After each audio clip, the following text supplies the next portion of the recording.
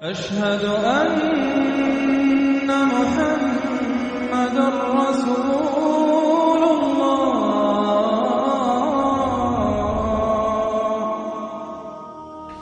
سورة الکہف. بسم اللہ الرحمن الرحیم. الحمد للہ الذی انزل علی عبدہ الکتاب ولم یجعل لہ عوجا. یہ پوائنٹ میں نوٹ کرا چکا ہوں کہ آخری آیت کیا تھی؟ قل الحمد للہ، کہو قل حمد اللہ کے لیے ہے. یہ آخری آیت تھی سورہ بنی اسرائیل کی، اور سورہ کہف کی آیت شروع ہو رہی ہے الحمد للہ الذی. گویا کہ اس حکم کی تعمیل جو ہے اس سے آغاز ہو رہا ہے اس سورہ مبارکہ کا. اس کو میں نے کہا تھا یہ انٹر لاکڈ ہیں دونوں صورتیں جو ہیں. جیسے آتا ہے تورات میں کہ حضرت یعقوب اپنے بھائی عیسو کی ایڑیاں پکڑے ہوئے تولد ہوئے. یہ جڑواں پیدا ہوئے تو دو بھائی عیسو اور یعقوب. عیسو بڑے تھے، یعنی بڑے اس معنی میں جو بھی ہوتے ہیں جڑواں، ان میں جو پہلے جس کی ولادت ہو جائے وہ بڑا ہوتا ہے، چاہے 2 منٹ کا فرق ہو 5 منٹ کا فرق ہو. تو اس کی ولادت کے بعد پھر حضرت یعقوب تو عقب کہتے پیچھے کو، پیچھے آنے والا یعقوب، اس لیے ان کا نام پڑ گیا ہے کہ یہ پچھلا ہے. جو پہلا تھا وہ عیسو تھا. عیسو کے بارے میں کچھ معلوم نہیں، ان کی اولاد وغیرہ کدھر گئی، بہرحال وہ ایک علیحدہ بحث ہے. تو اسی طریقے سے یہ سورہ کہف جو ہے گویا کہ سورہ بنی اسرائیل کی ایڑیاں پکڑے ہوئے قرآن مجید میں وارد ہو رہی ہے. اس میں آپ دیکھیے الحمدللہ الذی انزل علی عبدہ، وہی اللہ تعالیٰ نے اللہ کے اپنے رسول کی جو نسبت ہے اس کو عبد کے نمایاں کیا ہے. کتاب نازل کی ولم یجعل لہ عوجا، اور اس میں کوئی کجی نہیں رکھی. قیما، سیدھی، ٹھیک ٹھیک، روشن، مبین. لینذر بأسا شدیدا. اب یہ ہے لفظ جو بہت زیادہ غور کرنے کے قابل ہے. اس کتاب کے حضور پر نزول کے مقاصد میں سے ایک یہ بھی ہے خبردار کر دیں ایک بہت بڑی آفت سے. ویسے باسن جب واحد آتا ہے تو عام طور پر اس کے معنی جنگ ہوتے ہیں. جب جمع میں آتا ہے تو سختی، مصیبت، بھوک، فاقہ، یہ سارے بأسا. آیت البر میں بھی ہم نے پڑھا والصابرین فی البأساء والضراء وحین البأس. بأسا جب جمع میں آیا ہے تو فقر و فاقہ، تکلیف، مصیبت، اور حین البأس جنگ کے وقت. تو ان دونوں کو ذہن میں رکھیے. بہت بڑی آفت، بہت بڑی آفت، بہت بڑی آفت. ایک تو ہے دجالی فتنے کی، دجال، المسیح الدجال جو آنے والا ہے، جس کے بارے میں حدیث میں آتا ہے کہ کوئی نبی اور رسول ایسا نہیں گزرا جس نے اپنی قوم کو دجال کے فتنے سے آگاہ نہ کیا. اور پوری انسانی تاریخ میں دجال کے فتنے سے بڑا کوئی فتنہ نہیں ہوگا. اور وہ ہر بندہ مومن کے امتحان کے لیے کڑا ترین جو ہے مرحلہ آ جائے گا، سخت ترین امتحان اس کا لیا جائے گا. تو یہ جو سختی ہے اس کی خبر دیتے ہوئے یہ سورہ مبارکہ نازل ہو رہی ہے. اور خاص طور پر اسے باسن اگر جنگ کے معنی میں لیں تو الملحمۃ العظمیٰ، کتاب الملاحم، جو کہ آپ دیکھیں گے احادیث کی کتابوں میں پورا باب ہے کتاب الملاحم، اور اس کا تعلق بھی دجال کے ساتھ ہے، کیونکہ پھر دجال ہی کو قتل کریں گے حضرت مسیح علیہ السلام نازل ہو کر. تو یہ سارا مسئلہ جو ہے اس کی خبر دینے کے لیے قیما لینذر بأسا شدیدا من لدنہ. گویا کہ یہ جو احادیث کی کتابوں میں آپ کو حدیث کے ابواب ملتے ہیں، چاہے وہ کتاب الفتن ہو اور چاہے وہ کتاب جو ہے آثار قیامہ ہے، اس طرح کے جتنے بھی ہیں، اور کتاب الملاحم ہے، یہ گویا کہ اس کی شرح ہے. لینذر بأسا شدیدا من لدنہ، اور یہ ہوگا بھی خاص اللہ کی طرف سے. یہ آزمائش بھی، یہ دجال کا فتنہ بھی، یہ بہت بڑی جنگ بھی، جس کو آرمگڈون کہتے ہیں. کرسچین جو ٹریڈیشن ہے اس میں اس کے لیے لفظ ہے آرمگڈون. ایک بہت بڑی جنگ ہوگی. ڈکشنری میں بھی آپ دیکھیں گے کہ خیر اور شر کی قوتوں کے درمیان اس دنیا کے خاتمے سے پہلے ایک بہت بڑی جنگ ہونی ہے جس کا نام یہ آرمگڈون ہے. لینذر بأسا شدیدا من لدنہ ویبشر المؤمنین الذین یعملون الصالحات، اور تاکہ بشارت دے وہ ان اہل ایمان کو جو نیک عمل کرتے ہوں، ان لہم اجرا حسنا، کہ ان کے لیے ہوگا بہت اچھا بدلہ، ماکثین فیہ ابدا، اور وہ اس میں رہیں گے ہمیشہ ہمیشہ. یہ جو دجالی فتنہ ہے اس کے ساتھ ایک خاص مناسبت ہے سورہ مبارکہ کی. احادیث میں آتا ہے کہ دجالی فتنے کے اثرات سے بچنے کے لیے اس سورہ مبارکہ سے ذہنی اور قلبی رشتہ مفید ہے. اس کی تلاوت کرتے رہنا، خاص طور پر جمعے کے روز. پوری سورہ کہف، ورنہ یہ کہ کم سے کم اس کی ابتدائی اور آخری آیات ان کی بڑی اہمیت ہے. دجالی فتنہ اصل میں کیا ہے سمجھ لیجئے کہ ایک تو ہے دجالی فتنہ بالعموم. دجل کہتے ہیں فریب کو. جیسے کہ کوئی نبی نہیں ہے، وہ اس نے فریبی لبادہ اوڑھ لیا، نبوت کا دعویٰ کر رہا ہے، وہ دجال ہے. تو اس طرح کی تو حضور نے فرمایا ہے کہ 30 دجال پیدا ہوں گے. انہی میں سے ایک ہمارے زمانے کے اندر جو ہے یہ غلام احمد قادیانی بھی تھا، وہ دجال تھا جس نے کہ اعلان کیا کہ میں نبی ہوں جبکہ وہ نبی نہیں تھا، تو فریبی بنا ہوا جس نے کہ ملمہ اپنے اوپر چڑھایا ہوا ہے۔ اسی طریقے سے دجالی فتنہ یہ جو ہے اس پوری دنیا میں اس وقت جو فتنہ ہے وہ یہ ہے کہ مادہ پرستی کا اتنا غلبہ ہو چکا ہے ذہنوں کے اوپر، افکار کے اوپر، لوگوں کے نظریات کے اوپر، لوگوں کے اخلاق کے اوپر، لوگوں کے اقدار جو ہیں، ویلیوز جو ہیں اس کے اوپر، کہ وہ آخرت کو بالکل بھول گئے، اللہ کو بھول گئے، اسباب کے اندر گم ہے، مسبب الاسباب سے ذہول ہو گیا، دنیا ہی دنیا ہے، آخرت کو بھولے ہوئے ہیں، مادہ ہی مادہ ہے، روح سے کوئی سروکار ہی نہیں۔ یہ ہے بالعموم جس کا نام دجالی فتنہ ہے کہ حقیقت کے اوپر پردہ پڑا ہوا ہے، آخرت پر دنیا کا پردہ پڑا ہوا ہے۔ یہ دنیا جو ہے در حقیقت کیا ہے؟ وَمَا الْحَيَاةُ الدُّنْيَا إِلَّا مَتَاعُ الْغُرُورِ، یہ دھوکے کا سامان ہے۔ اصل زندگی کو اس نے ڈھانپا ہوا ہے، ہم نے یہ سمجھ لیا کہ زندگی یہی ہے، اسی کے لیے بھاگ دوڑ محنت صبح و شام، اسی کے مستقبل کی فکر ہے، لیکن اصل جو زندگی اس کی کوئی فکر ہی نہیں ہے۔ باقی ایک دجال جو ہے جو آئے گا وہ معاملہ احادیث کے اندر بھی بڑی طوالت کے ساتھ ہے اور اس میں کافی پیچیدگیاں بھی ہیں، بعض چیزیں جو ہیں ایک دوسرے سے کچھ مختلف بھی ہیں، اس میں پھر اہل علم کو بہرحال مطابقت پیدا کرنی پڑتی ہے۔ میں نے جہاں تک اپنی کوشش کی ایک رائے تک میں پہنچا ہوں، لیکن ابھی میں اسے بیان نہیں کر رہا ہوں۔ بہرحال دجالی فتنے کی خبریں موجود ہیں بہت شدت کے ساتھ، اور اس صورت کا پڑھنا جو ہے اس میں بہت مفید ہے۔ اس صورت کے مضامین کا دجالی فتنہ بالعموم سے کیا تعلق ہے وہ تو اس ہم دورہ ترجمہ دوران کے اس کے دوران بھی آپ کو معلوم ہو جائے گا، لیکن اس کے جو خاص بڑے مباحث ہیں، خاص طور پر یہ کہ ایک ہمارے بہت بڑے عالم گزرے ہندوستان میں اس صدی کے آغاز میں، مولانا مناظر حسن گیلانی، انہوں نے اس میں باقاعدہ کتاب لکھی ہے، آپ کو مل جائے گی بازار میں بھی، اصحاب کہف کے جو کا معاملہ سورہ کہف کے مباحث ہیں ان کے۔ میں نے اس کو اپنی ایک تقریر کے اندر مجھے یاد دلایا گیا ہے آج کہ میں نے کبھی ایک کیسٹ میں اس کو سن 89 میں کسی خطاب جمعہ میں سورہ کہف کے مضامین کا خلاصہ بیان کیا تھا، جس کا عنوان ہے دنیا کی حقیقت۔ یہ خطاب جو ہے اور یہ کیسٹ یہاں موجود ہے، جو حضرات لینا چاہیں وہ اس کو دیکھیں، تاکہ یہ کہ ظاہر بات ہے تفاصیل زیادہ جو ہیں وہ میرے لیے ممکن نہیں ہے کہ اس دورہ ترجمہ کے دوران بیان کر سکوں۔ وَيُنذِرَ الَّذِينَ قَالُوا اتَّخَذَ اللَّهُ وَلَدًا، اور خبردار کر دے ان لوگوں کو جنہوں نے کہا کہ اللہ نے بیٹا بنایا۔ یہ ساری دجالیت جو ہے اس کی جڑ کیا ہے؟ مسیحیت، جو موجودہ مسیحیت ہے، جو حقیقت میں مسیحیت نہیں ہے، پولزم ہے، جس کی بنیاد تثلیث پر ہے کہ اللہ کا بیٹا بنا دیا حضرت مسیح علیہ السلام کو، اور انہیں کفارہ بنا دیا تمام جو بھی مان لے ان کو ان کے گناہوں کا، پیش کی معافی ہے ان کے گناہوں کی جو حضرت مسیح پر ایمان لے آئے، اور نمبر 3 شریعت ساقط کر دی، اور نمبر 4 سارا اختیار جو ہے وہ پوپ کے ہاتھ میں دے دیا گیا کہ تم جو چاہو جس چیز کو چاہو حلال کرو، جس چیز کو چاہو حرام کر دو۔ ان چیزوں نے مل کر نفس مذہب کو اس قدر قابل نفرت شے بنا دیا کہ یورپ کے عوام کے اندر مذہب کے خلاف شدید نفرت پیدا ہو گئی۔ چنانچہ اس کے بعد جب مسلمانوں کے زیر اثر وہاں پر علم پھیلا ہے، ہسپانیہ کی یونیورسٹیوں سے علوم اور فنون جو ہیں یہ فرانس اور اٹلی اور جرمنی کے نوجوان آتے تھے، اور وہاں آ کر وہ قرطبہ اور غرناطہ اور طریقلہ کی یونیورسٹیوں سے پڑھ کر جاتے تھے، تو ان کے زیر اثر جو ایک ریفرمیشن شروع ہوئی اصلاح مذہب، اور ایک رینائسنس تحریک احیاء العلوم، وہ جو اصل تو تحریک تھی اس بات کی کہ انسان علم کی طرف دوبارہ رجوع کرے، لیکن یہ کہ وہ علم جب آگے بڑھا ہے تو وہاں پہ عیسائیت کے خلاف جو رد عمل تھا اس کی وجہ سے اس میں مذہب کی دشمنی جو ہے اس تحریک کے اندر خود بخود شامل ہو گئی۔ تو مذہب سے بیزاری، روحانیت کا انکار، آخرت سے بالکل بے پرواہی اور اس کا بھی انکار، اور خدا ہے یا نہیں ہے اس سے کوئی سروکار نہیں، یہ جو اس تہذیب کے اصل میں اثرات بنے ہیں سارے، یہ اسی غلطیوں کا یہ اثرات ہیں، نتائج ہیں کہ جو عیسائی مذہب کے اندر جو یہ تحریفات کر کے جو غلطیاں کی گئی ہیں، اس کو یہاں کہا گیا ہے کہ ان لوگوں نے کہ جنہوں نے یہ عقیدہ ایجاد کیا، ما لہم بہ من علم، ان کے پاس اس کے لیے کوئی علمی سند نہیں ہے، ولا لآبائہم، نہ ان کے آباء و اجداد کے پاس کوئی سند تھی، کبرت کلمۃ تخرج من افواہہم، بہت بڑی بات ہے جو ان کے منہ سے نکل رہی ہے، بہت بڑی گستاخی ہے جو یہ اللہ تعالیٰ کی شان میں کر رہے ہیں، ان یقولون الا کذبا، یہ نہیں کہہ رہے مگر جھوٹ، سراسر سیدھا سفید جھوٹ بول رہے ہیں، فلعلک باخع نفسک علی آثارہم،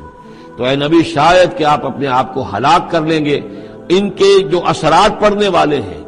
عیسائیت کے اس غلط عقیدے کے جو نتائج برآمد ہوئے ہیں، جب یہ نتائج ظاہر ہوں گے تو وہ اتنے سنگین ہوں گے، فلعلک باخع نفسک، کہ ان کے احساس سے اور ان کے ادراک سے شاید کہ آپ اپنے صدمے سے اپنے آپ کو ہلاک کر لیں. ان لم یؤمنوا بهذا الحدیث اسفا، اگر یہ لوگ اس حدیث پر، اس قرآن پر، یہ بات جو بتائی جا رہی ہے اس پر ایمان نہ لائے، اس پر ایمان نہ لائے، اپنے اس غلط عقیدے پر قائم رہے، اس غلط مذہب کو انہوں نے برقرار رکھا، تو اس کا جو رد عمل ہوگا نوع انسانی پر، اور اس سے تاریخ انسانی اور انسانی ثقافت جس غلط رخ پر پڑے گی، جو دجالیت کا فتنہ اسے جنم لے گا، ان تمام چیزوں کے اثرات سے شاید آپ کو اتنا صدمہ ہو کہ فلعلک باخع نفسک علی آثارہم ان لم یؤمنوا بهذا الحدیث اسفا.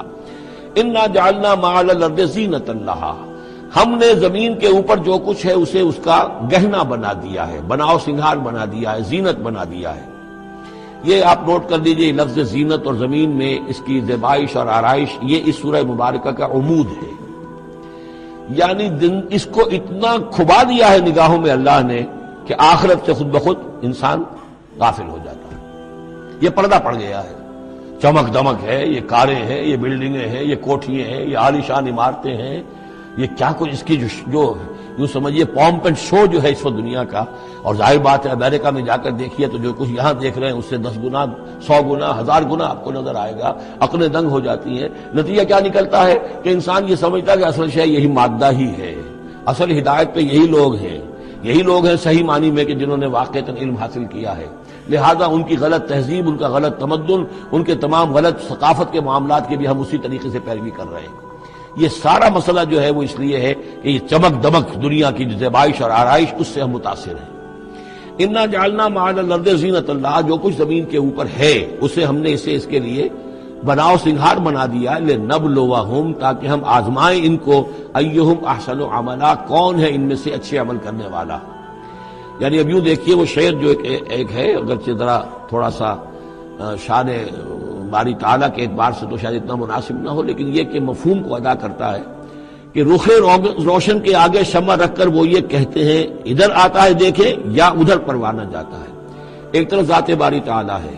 اور ایک طرف یہ دنیا ہے، اس کی چمک دمک ہے. اب یہ پروانہ جو ہے یہ انسان، اس کا امتحان ہے. آیا یہ اللہ اور آخرت کی طرف جا رہا ہے یا دنیا کی طرف اور دنیا کی زیبائش اور آرائش کی طرف جا رہا ہے؟ جو زیبائش اور آرائش کی طرف چلا گیا وہ گیا، وہ تباہ و برباد ہو گیا. فقط خسر خسرانا مبینا. اور جس نے اس دنیا کی زیبائش اور آرائش اس سے منہ موڑ کر وہ جو حقیقت جو اصل حسن ازلی ہے اللہ تعالیٰ کا اور اس کا جو جلال اور کمال ہے اور جو آخرت کی نعمتیں ہیں ان کو اختیار کر لیا، وہ کامیاب ہو گیا. تو امتحان اتنا ہی ہے کہ رخ روشن کے آگے شمع رکھ کر وہ یہ کہتے ہیں ادھر جاتا ہے دیکھیں یا ادھر پروانہ آتا ہے. وَإِنَّا لَجَاعِلُونَ مَا عَلَيْهَا صَعِيدًا جُرُزًا، اور یہ کہ جو کچھ بھی اس پر ہے ہم ایک وقت آئے گا کہ اس کو بنا کر رکھ دیں گے جیسے کہ میدان جس میں سے کہ فصل کاٹ لی گئی ہو. جب قیامت ہوگی کیا ہوگا یہاں پر اسی زمین کو، نہ یہاں پہ کوئی وہ پہاڑ رہ جائیں گے کوٹ کوٹ کر چپٹی کر دی جائے گی، نہ یہ آپ کے پاس جو ہے وہ اسکائی اسکریپرز رہ جائیں گے، نہ یہ اعلی شان عمارتیں ہوں گی، کچھ نہیں ہوگا. یہ سب برابر ہوگا جیسے کہ کسی کھیت کے اندر فصل کاٹ دی جاتی ہے تو اب وہ پڑا ہوتا ہے ویران. وَإِنَّا لَجَاعِلُونَ مَا عَلَيْهَا صَعِيدًا جُرُزًا، ہم اسے کر کے چھوڑیں گے ایسا کھیت کہ جہاں پر چورا پڑا ہوا ہو، صرف بچا کھچا جو ہے وہ اس کا توڑی کا اور کچھ نہ ہو. ام حسبت ان اصحاب الکہف والرقیم کانوا من آیاتنا عجبا. اب یہاں سے اصحاب کہف کی بات شروع ہو رہی ہے، کیونکہ پوچھوایا تھا یہودیوں نے اصحاب کہف کون تھے. کیا تم سمجھتے ہو کہ اصحاب الکہف والرقیم، رقیم جو ہے ان کی تختی تھی ایک جس کے اوپر ان کے حالات لکھ کر، جو ان کے ایک جو کہف تھی ان کی غار جو تھی اس کے اوپر لگا دی گئی تھی، تو انہیں اصحاب الکہف بھی کہتے ہیں، اصحاب الرقیم بھی کہتے ہیں. یہ دونوں انہیں ایک ہی گروہ کے نام ہیں.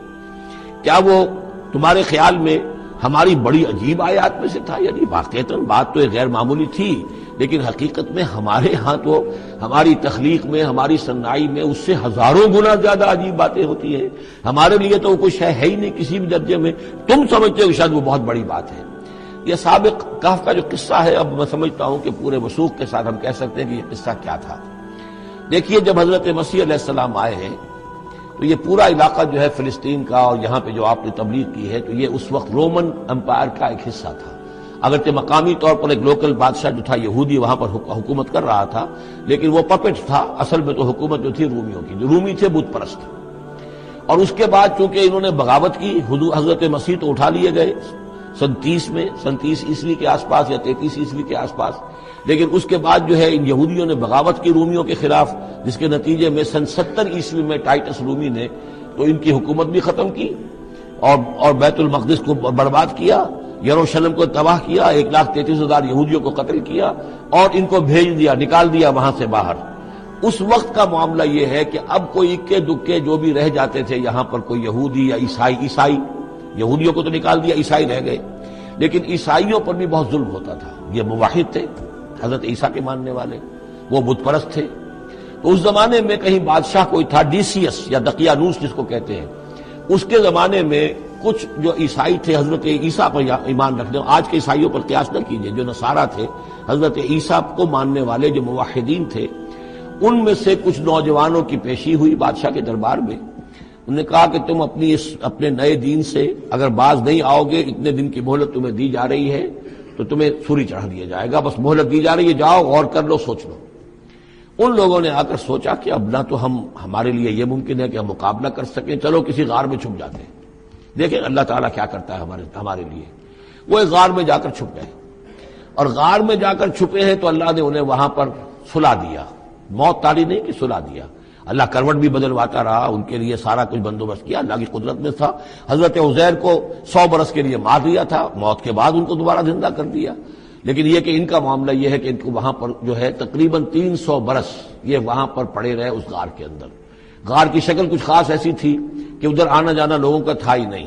اور یہ ہے جو موجودہ ترکی کے علاقے میں شہر ایفسس ہے ایک، اس کے آس پاس ہیں اس طرح کے غار، جیسے اجنتا کے غار ہندوستان کے مشہور ہیں، ایسے ہی وہاں بھی غاروں کا سلسلہ ہے،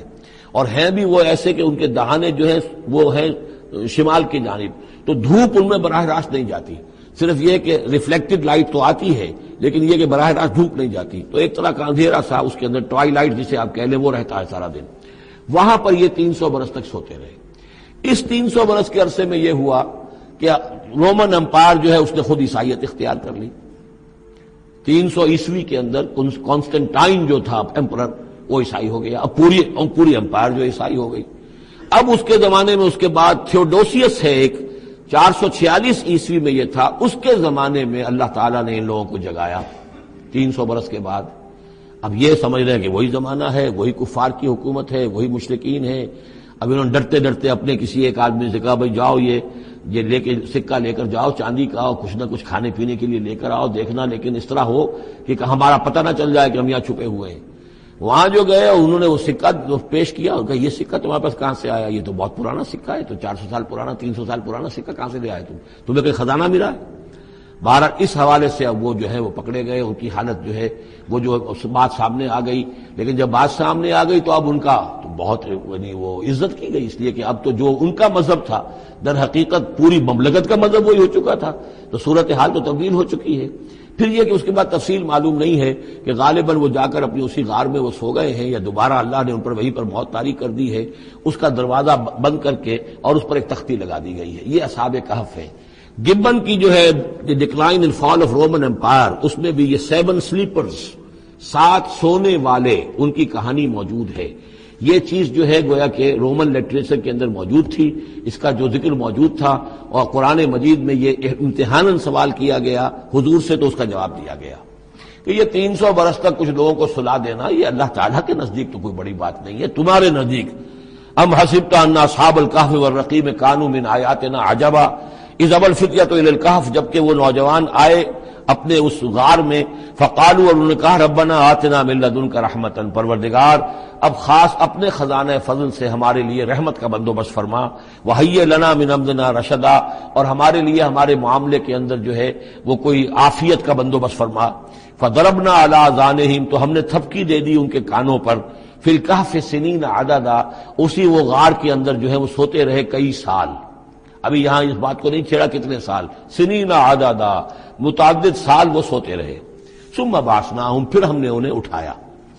لنعلم ای الحزبین احصیٰ لما لبثوا امدا، تاکہ ہم دیکھیں کہ 2 گروہوں میں سے کس کو صحیح معلوم ہے کہ کتنے عرصے وہ وہاں رہے تھے۔ اس کا ذکر آگے آ جائے گا، 2 گروہوں سے مراد کیا ہے۔ نحن نقص علیک نبأہم بالحق، اے نبی ہم آپ کو ان کا یہ قصہ سنا رہے ہیں، بیان کر رہے ہیں ان کے حالات حق کے ساتھ، صحیح بلا کم و کاسٹ۔ انہم فتیۃ آمنوا بربہم، وہ چند نوجوان تھے جو ایمان لائے اپنے رب پر، توحید کے ساتھ ایمان لانے والے، وزدناہم ہدی، اور ہم نے ان کی ہدایت میں اور اضافہ فرمایا، وربطنا علی قلوبہم، ہم نے ان کے دلوں کو ڈھارس دی، مضبوطی دی، دلوں کے اندر ثبات پیدا کر دیا، اذ قاموا، جب وہ بادشاہ کے دربار میں کھڑے ہوئے، اور جیسے کبھی حضرت ابراہیم علیہ السلام نے بات کی تھی اسی طرح ڈٹ کر انہوں نے بات کی، اذ قاموا فقالوا، اور انہوں نے کہا ربنا رب السماوات والارض، ہمارا رب تو وہ ہے جو آسمانوں اور زمین کا رب ہے، ہم کسی اور رب کو ماننے کے لیے تیار نہیں، کسی اور دیوی کو، کسی دیوتا کو، کسی بت کو ہم ماننے کو تیار نہیں۔ لن ندعو من دونہ الہا لقد قلنا اذا شططا، ہم اس کے ایک الہ کے سوا کسی اور کو پکارنے کے لیے تیار نہیں ہیں، ہم نے اگر ایسی کوئی بات کہی تو یہ تو عقل سے بہت دور کی بات ہو جائے گی۔ ہؤلاء قوم اتخذوا من دونہ آلہہ، یہ جو ہماری قوم ہے اس نے اس بہت سے آلہہ جو ہے اختیار کر لیے ہیں اللہ کے سوا، انہوں نے اختیار کر لیے ہیں بہت سے آلہہ اس کے سوا، لولا یاتون علیہم بسلطان بین، تو کیوں نہیں وہ پیش کرتے ان کے اوپر کوئی دلیل، کوئی سند، کوئی اللہ کی طرف سے اتاری ہوئی سند ہو، کوئی آسمانی کتاب ہو۔ فمن ازلم ممن افترى علی اللہ کذبا، تو کون ظالم ہوگا اس شخص سے بڑھ کر کہ جس نے اللہ تعالیٰ کی طرف جھوٹ گھڑ کر منسوب کر دیا، اور اب اس کے بعد جب ان سے کہہ دیا گیا کہ ٹھیک ہے تمہارے لیے مہلت، اس کے اندر جو ہے تمہارے لیے اب مہلت صرف چند دن کی ہے، اس میں تم فیصلہ کر لو، اگر تم اپنے دین سے واپس نہیں پھرو گے اور ہمارے دین میں واپس نہیں آؤ گے، اپنے دین کو چھوڑ کر نئے دین کو، تو تمہیں ہم ہلاک کر دیں گے۔ اب یہ وہاں سے جا کر مشورہ کر رہے ہیں، وَإِذْ اعْتَزَلْتُمُوهُمْ، اور دیکھو جب تم نے اب ان سے اپنے آپ کو علیحدہ کر لیا ہے، وَمَا يَعْبُدُونَ إِلَّا اللَّهَ، اور ان ہستیوں کو بھی تم نے چھوڑ دیا جن کی وہ پرستش کرتے ہیں اللہ کے سوا، فَآوُوا إِلَى الْكَهْفِ، تو اب آؤ کسی کھو میں، کسی غار میں پناہ لے لیں، يَنشُرْ لَكُمْ رَبُّكُم مِّن رَحْمَتِهِ، تمہارا رب تمہارے لیے وہاں کوئی رحمت کا سامان کر دے گا، وَيُهَيِّئْ لَكُم مِّنْ أَمْرِكُم مِّرْفَقًا، اور تمہارے معاملے کے اندر اللہ تعالیٰ خاص اپنی طرف سے کوئی نرمی اور کوئی آسائش کا سامان پیدا فرما دے گا۔ وَتَرَى الشَّمْسَ إِذَا طَلَعَت تَزَاوَرُ عَنْ كَهْفِهِمْ ذَاتَ الْيَمِينِ، اور تم دیکھو کہ سورج جب طلوع ہوتا تھا تو وہ ان کی اس غار سے کنی کتراتا ہوا داہنی طرف نکل جاتا تھا، یعنی براہ راست دھوپ جو ہے اس میں نہیں آتی تھی۔ وَإِذَا غَرَبَتْ، جب ڈوبتا تھا، تَقْرِضُهُمْ ذَاتَ الشِّمَالِ، تو بھی وہ کنی کترا جاتا تھا بائیں طرف، تو گویا کہ سورج جو ہے یوں جا رہا ہے اور اس غار کا جو منہ ہے وہ شمال کی طرف ہے، لہذا براہ راست جو ہے داہنی طرف سے ہو کر بائیں طرف سے ہو کر سورج نکل گیا، دھوپ جو ہے براہ راست اس پر نہیں آ رہی۔ اسی اصول پر آج کل جو بڑی بڑی بلڈنگز بنتی ہیں جو کارخانوں کی اور ملز کی، اس میں یہ نارتھ لائٹ شیلز بنائے جاتے ہیں، ایسے شیل روف کی ہوتے ہیں کہ جس میں پھر جو روشنی جو ہے وہ نارتھ کی طرف سے لیتے ہیں، کیونکہ ہمارے ہاں جو سورج ہے وہ کبھی بھی نارتھ میں نہیں جاتا، لہذا جو ہے سورج براہ راست کبھی نہیں آئے گا بلکہ انڈائریکٹ لائٹ آئے گی۔ وَهُمْ فِي فَجْوَةٍ مِّنْهُ، اور وہ جو اس غار تھی اندر سے کھلی تھی، اس کھلی غار کے اندر جا کر وہ لیٹ گئے، سو گئے۔ ذَلِكَ مِنْ آیَاتِ اللَّهِ، یہ اللہ کی نشانیوں میں سے ہے، مَن يَهْدِ اللَّهُ فَهُوَ الْمُهْتَدِ، جو جس کو اللہ ہدایت دیتا ہے وہی ہے کہ جو ہدایت یافتہ ہوتے ہیں، وَمَن يُضْلِلْ فَلَن تَجِدَ لَهُ وَلِيًّا مُرْشِدًا، اور جس کو اللہ تعالیٰ گمراہ کر دے، جس کی گمراہی کا فیصلہ فرما دے، پھر اس کے لیے تم نہیں پاؤ گے کوئی بھی جو حمایتی ہو، مددگار ہو، اس کو راہ پر لانے والا۔ وَتَحْسَبُهُمْ أَيْقَاظًا، صورتحال ایسی تھی کہ تم اگر اس کو دیکھتے تو یہ سمجھتے کہ وہ جاگ رہے ہیں، وَهُمْ رُقُودٌ، حالانکہ وہ سو رہے ہیں۔ وَنُقَلِّبُهُمْ ذَاتَ الْيَمِينِ وَذَاتَ الشِّمَالِ، ہم ان کو کروٹیں بھی دلواتے رہے، داہنی طرف بھی بائیں طرف بھی، تاکہ یہ کہ وہ بیڈ سورز نہ ہو جائیں، ہم جدید اصطلاح میں اگر استعمال کریں تو کروٹ بھی دلوا رہا ہے اللہ تعالیٰ۔ اللہ تعالیٰ کو ہر قدرت حاصل ہے، اس کے فرشتے معمور ہیں جو کر رہے ہیں، نرسنگ بھی ہو رہی ہے۔ ذات الشمال وکلبہم باسط ذراعیہ بالوسید، ان کا ایک کتا بھی تھا جو اپنے دونوں ہاتھ پھیلا کر، دونوں اگلے جو ہیں پاؤں جو ہاتھ اس کو سمجھیے، اور اس کے کوئی بہت ہی خونخوار قسم کا کتا تھا جو اس غار کے منہ پر اپنے دونوں ہاتھ پنجے آگے پھیلا کر بیٹھا ہوا زور سے۔ اس کا نتیجہ کیا نکلتا تھا؟ لو اطلعت علیہم، اگر اچانک تمہارا کہیں وہاں گزر ہو جائے، لولیت منہم فرارا ولملیت منہم رعبا، تو وہاں سے تمہارے اوپر رعب طاری ہو جائے، خوف طاری ہو جائے، اور وہاں سے تم بھاگو۔ کہ بڑا بھیانک منظر ہے، ایک کہف ہے، اندر اندھیرا ہے، اور آگے جو ہے بڑا کوئی ٹیریئر بل قسم کا کتا جو ہے وہ بیٹھا ہوا ہے، خوفناک قسم کا، اور اس نے اپنے پنجے بھی آگے کیے ہوئے ہیں۔ وَلَمُلِئْتَ مِنْهُمْ رُعْبًا وَكَذَلِكَ بَعَثْنَاهُمْ، اسی طرح پھر ہم نے انہیں ایک وقت میں اٹھایا۔ لیتساءلوا بینہم، تاکہ وہ آپس میں ایک دوسرے سے سوال کریں. قال قائل منہم کم لبثتم، ان میں سے ایک نے کہا کتنے عرصے یہاں ہم رہے ہوں گے، کیا خیال ہے آپ کا؟ قالوا لبثنا یوما او بعض یوم، انہوں نے کہا کہ ہم رہے ہوں گے ایک دن یا دن کا کچھ حصہ، تھوڑی سی نیند ہم نے لی ہے، استراحت کی ہے، اور کیا کیا ہے. قالوا ربکم اعلم بما لبثتم، کچھ اور تھے انہوں نے کہا چھوڑو اس بات کو، اللہ تمہارا جانتا ہے کتنی دیر رہے، 2 گھنٹے رہے، 2 دن رہے، کیا پتا، ہمیں کیا معلوم. فابعثوا احدکم بورقکم هذه، تو لو یہ چاندی کا سکہ، ورق جو ہے چاندی کو کہتے ہیں، تو اس کو دے کر ایک آدمی کو بھیجو الی المدینہ، شہر کی طرف، فلینظر، وہ دیکھے، ایھا ازکی طعاما، کہاں سے کوئی پاکیزہ خوراک مل سکے. ظاہر بات ہے کہ وہ ان کا جو تصورات تھے، موحد بھی تھے تو پاکیزہ کھانا بھی چاہتے تھے. ایھا ازکی طعاما فلیاتکم برزق منہ، تو اس میں سے کچھ ہمارے لیے راشن لے آئے. ولیتلطف، اور دیکھے کہ وہ نرمی کرے، کسی سے جھگڑ نہ پڑے، کہیں کسی جھگڑ پڑا اور جھگڑنے کی وجہ سے پھر کوئی شکل ہو جائے تو ہم تک لوگ پہنچ جائیں، تو بڑی نرمی کے ساتھ وہ معاملہ کرے. یہ ولیتلطف نوٹ کر لیجئے، یہ تعداد حروف کے اعتبار سے قرآن مجید کا نصف ہے. ولیتلطف کا تے نصف اول میں ہے، لام یہ نصف ثانی میں ہے. یہ نصف ہے تعداد حروف، الفاظ نہیں، حروف، الفابیٹس جو ہیں، جو حروف کی گنتی کی گئی ہے اس کے اعتبار سے یہ ٹھیک نصف ہو گیا. آدھے حروف اس کے تا پر پورے ہو گئے اور بقیہ آدھے جو ہیں شروع ہو رہے ہیں لام سے. ولیتلطف، اور نرمی کا معاملہ رکھے. ولا یشعرن بکم احدا، اور ایسا نہ ہو کہ وہ ہمارے اوپر متنبع کر دے، لوگوں کو مطلع کر دے، اس کا ذریعہ بن جائے. ان یظہروا علیکم، اگر وہ تمہارے اوپر غالب آ گئے اور قابو پا لیا انہوں نے تم پر، یرجموکم، یا تو تمہیں رجم کر دیں گے، اب سنسار کر دیں گے. او یعیدوکم فی ملتہم، یا تمہیں مجبور کریں گے اور اپنی ملت میں، اپنے دین میں وہ واپس لے جائیں گے. ولن تفلحوا اذا ابدا، اور اگر ایسا ہو گیا تو پھر ہمیشہ کہ تم فلاح سے دور ہو جاؤ گے، پھر نہیں پا سکو گے فلاح کبھی بھی. وکذالک اعثرنا علیہم، اس طرح ہم نے مطلع کر دیا ان لوگوں پر، یعنی اب وہاں کے لوگوں نے، شہر کے لوگوں کو مطلع ہو گئے کہ یہ لوگ، ظاہر بات ہے کہ بڑا ایک چرچا ہو گیا ہوگا یہ کون ہے. اب اس نے بات بتائی، پھر وہ آئے تو معلوم ہوا کہ ہاں واقعتاً ان کے حالات، کوئی 7 آدمی ہوتے تھے ایک زمانے میں، اور وہ کہیں روپوش ہو گئے تھے، گم ہو گئے تھے، کہیں نہیں ملے تھے، پوری مملکت میں تلاش کیا گیا تھا. پھر ان کے حالات ایک تختی کے اوپر لکھ کر جو ہے وہ خزانے میں رکھ دیے گئے تھے، وہ تختی کہیں نکلوائی گئی، 300 برس سے زائد پرانی بات تھی، اس کے اوپر وہ قصہ پورا کا پورا لکھا ہوا مل گیا. تو وہ ساری چیز جو ہے وہ بات کھل گئی. وَكَذَلِكَ عَثَرْنَا عَلَيْهِمْ، اور اس طرح ہم نے یہ بات ظاہر کر دی ان پر. لِيَعْلَمُوا، اب اس سے کیا کیا چیزیں واضح ہوئیں؟ ان وعد اللہ حق وان الساعۃ لا ریب فیہا، اللہ کا وعدہ سچا ہے اور یہ کہ قیامت کے بارے میں کوئی شک نہیں ہو سکتا. آتیۃ لا ریب فیہا، وہ آ کر رہے گی. اس لیے کہ جب 300 برس تک ایک آدمی سویا رہ سکتا ہے اور پھر وہ اٹھ گیا تو کیا مشکل ہے اللہ کے لیے کہ وہ جو مر چکے ہوں ان کو دوبارہ زندہ کر دے. اذ یتنازعون بینہم امرہم، اب وہ ان کے بارے میں آپس میں جھگڑنے لگے کہ کیا کرنا چاہیے ان کا معاملہ. وہ تو جا کر اپنی غار کے اندر دوبارہ سو گئے اور اب اللہ نے ان کے اوپر موت جو ہے حقیقی موت وارد کر دی. اب کیا کرنا چاہیے؟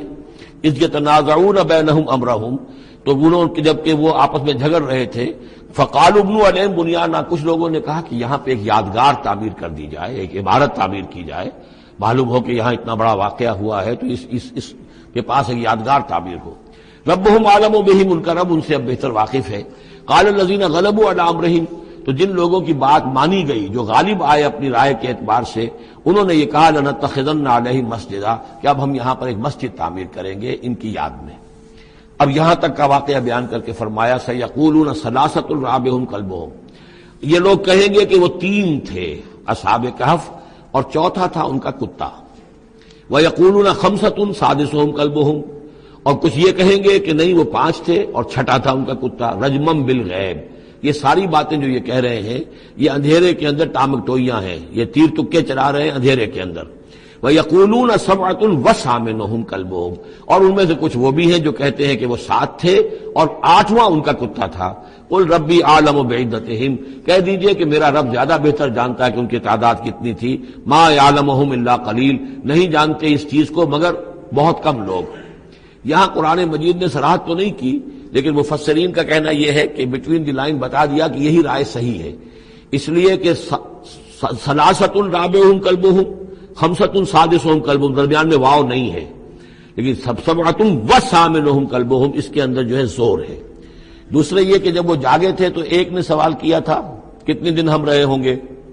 پھر جواب میں 3 نے کہا تھا ایک دن، یا اس کا کچھ حصہ اس لیے کہ 3 سے کم پر جمع کا اطلاق نہیں ہو سکتا،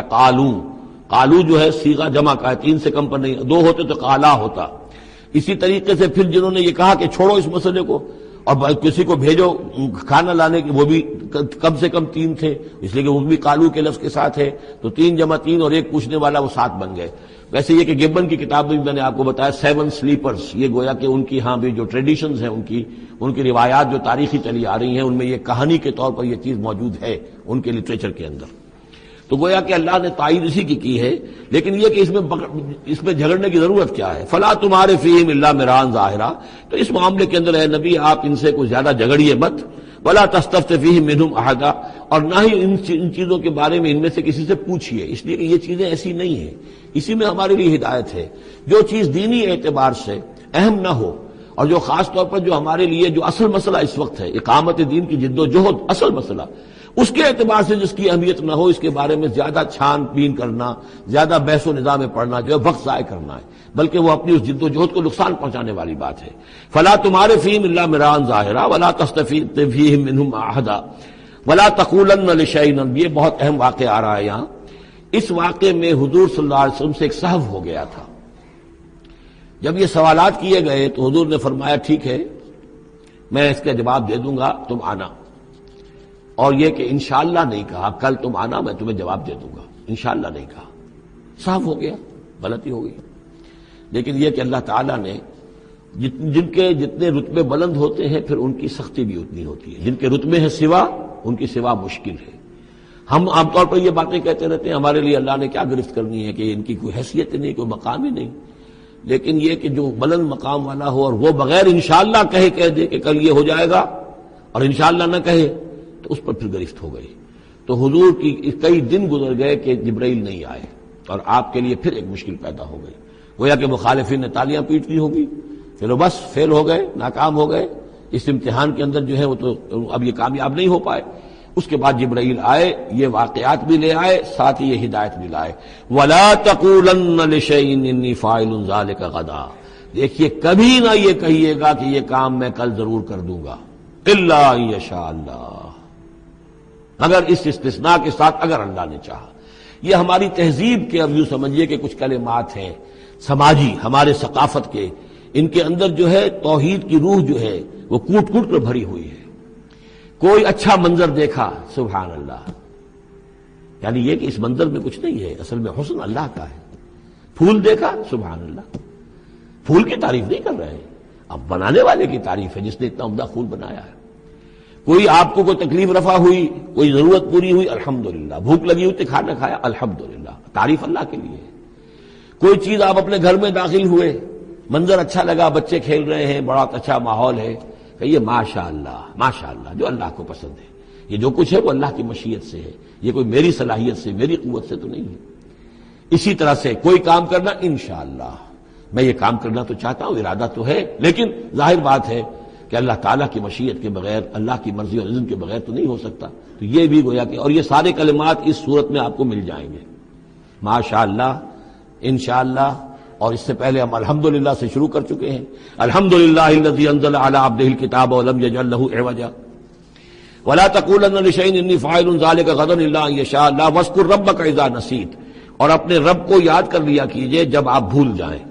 یعنی یہ کہ اگر کسی وقت بھول جائیں تو پھر جب یاد آ جائے واذکر ربک، تو پھر اللہ تعالیٰ کی طرف دھیان لگائیے۔ وقل عسیٰ ان یہدینی ربی لاقرب من ھذا رشدا، اور کہیے کہ ہو سکتا ہے کہ میرا رب اس معاملے میں اس سے بہتر راہ کی طرف میری رہنمائی کر دے، یعنی میں یہ کیوں کہوں کہ یہ کام میں کروں گا، ہو سکتا ہے اللہ تعالیٰ جو ہے اس سے بہتر کوئی بات، صورتحال پیدا کر دے۔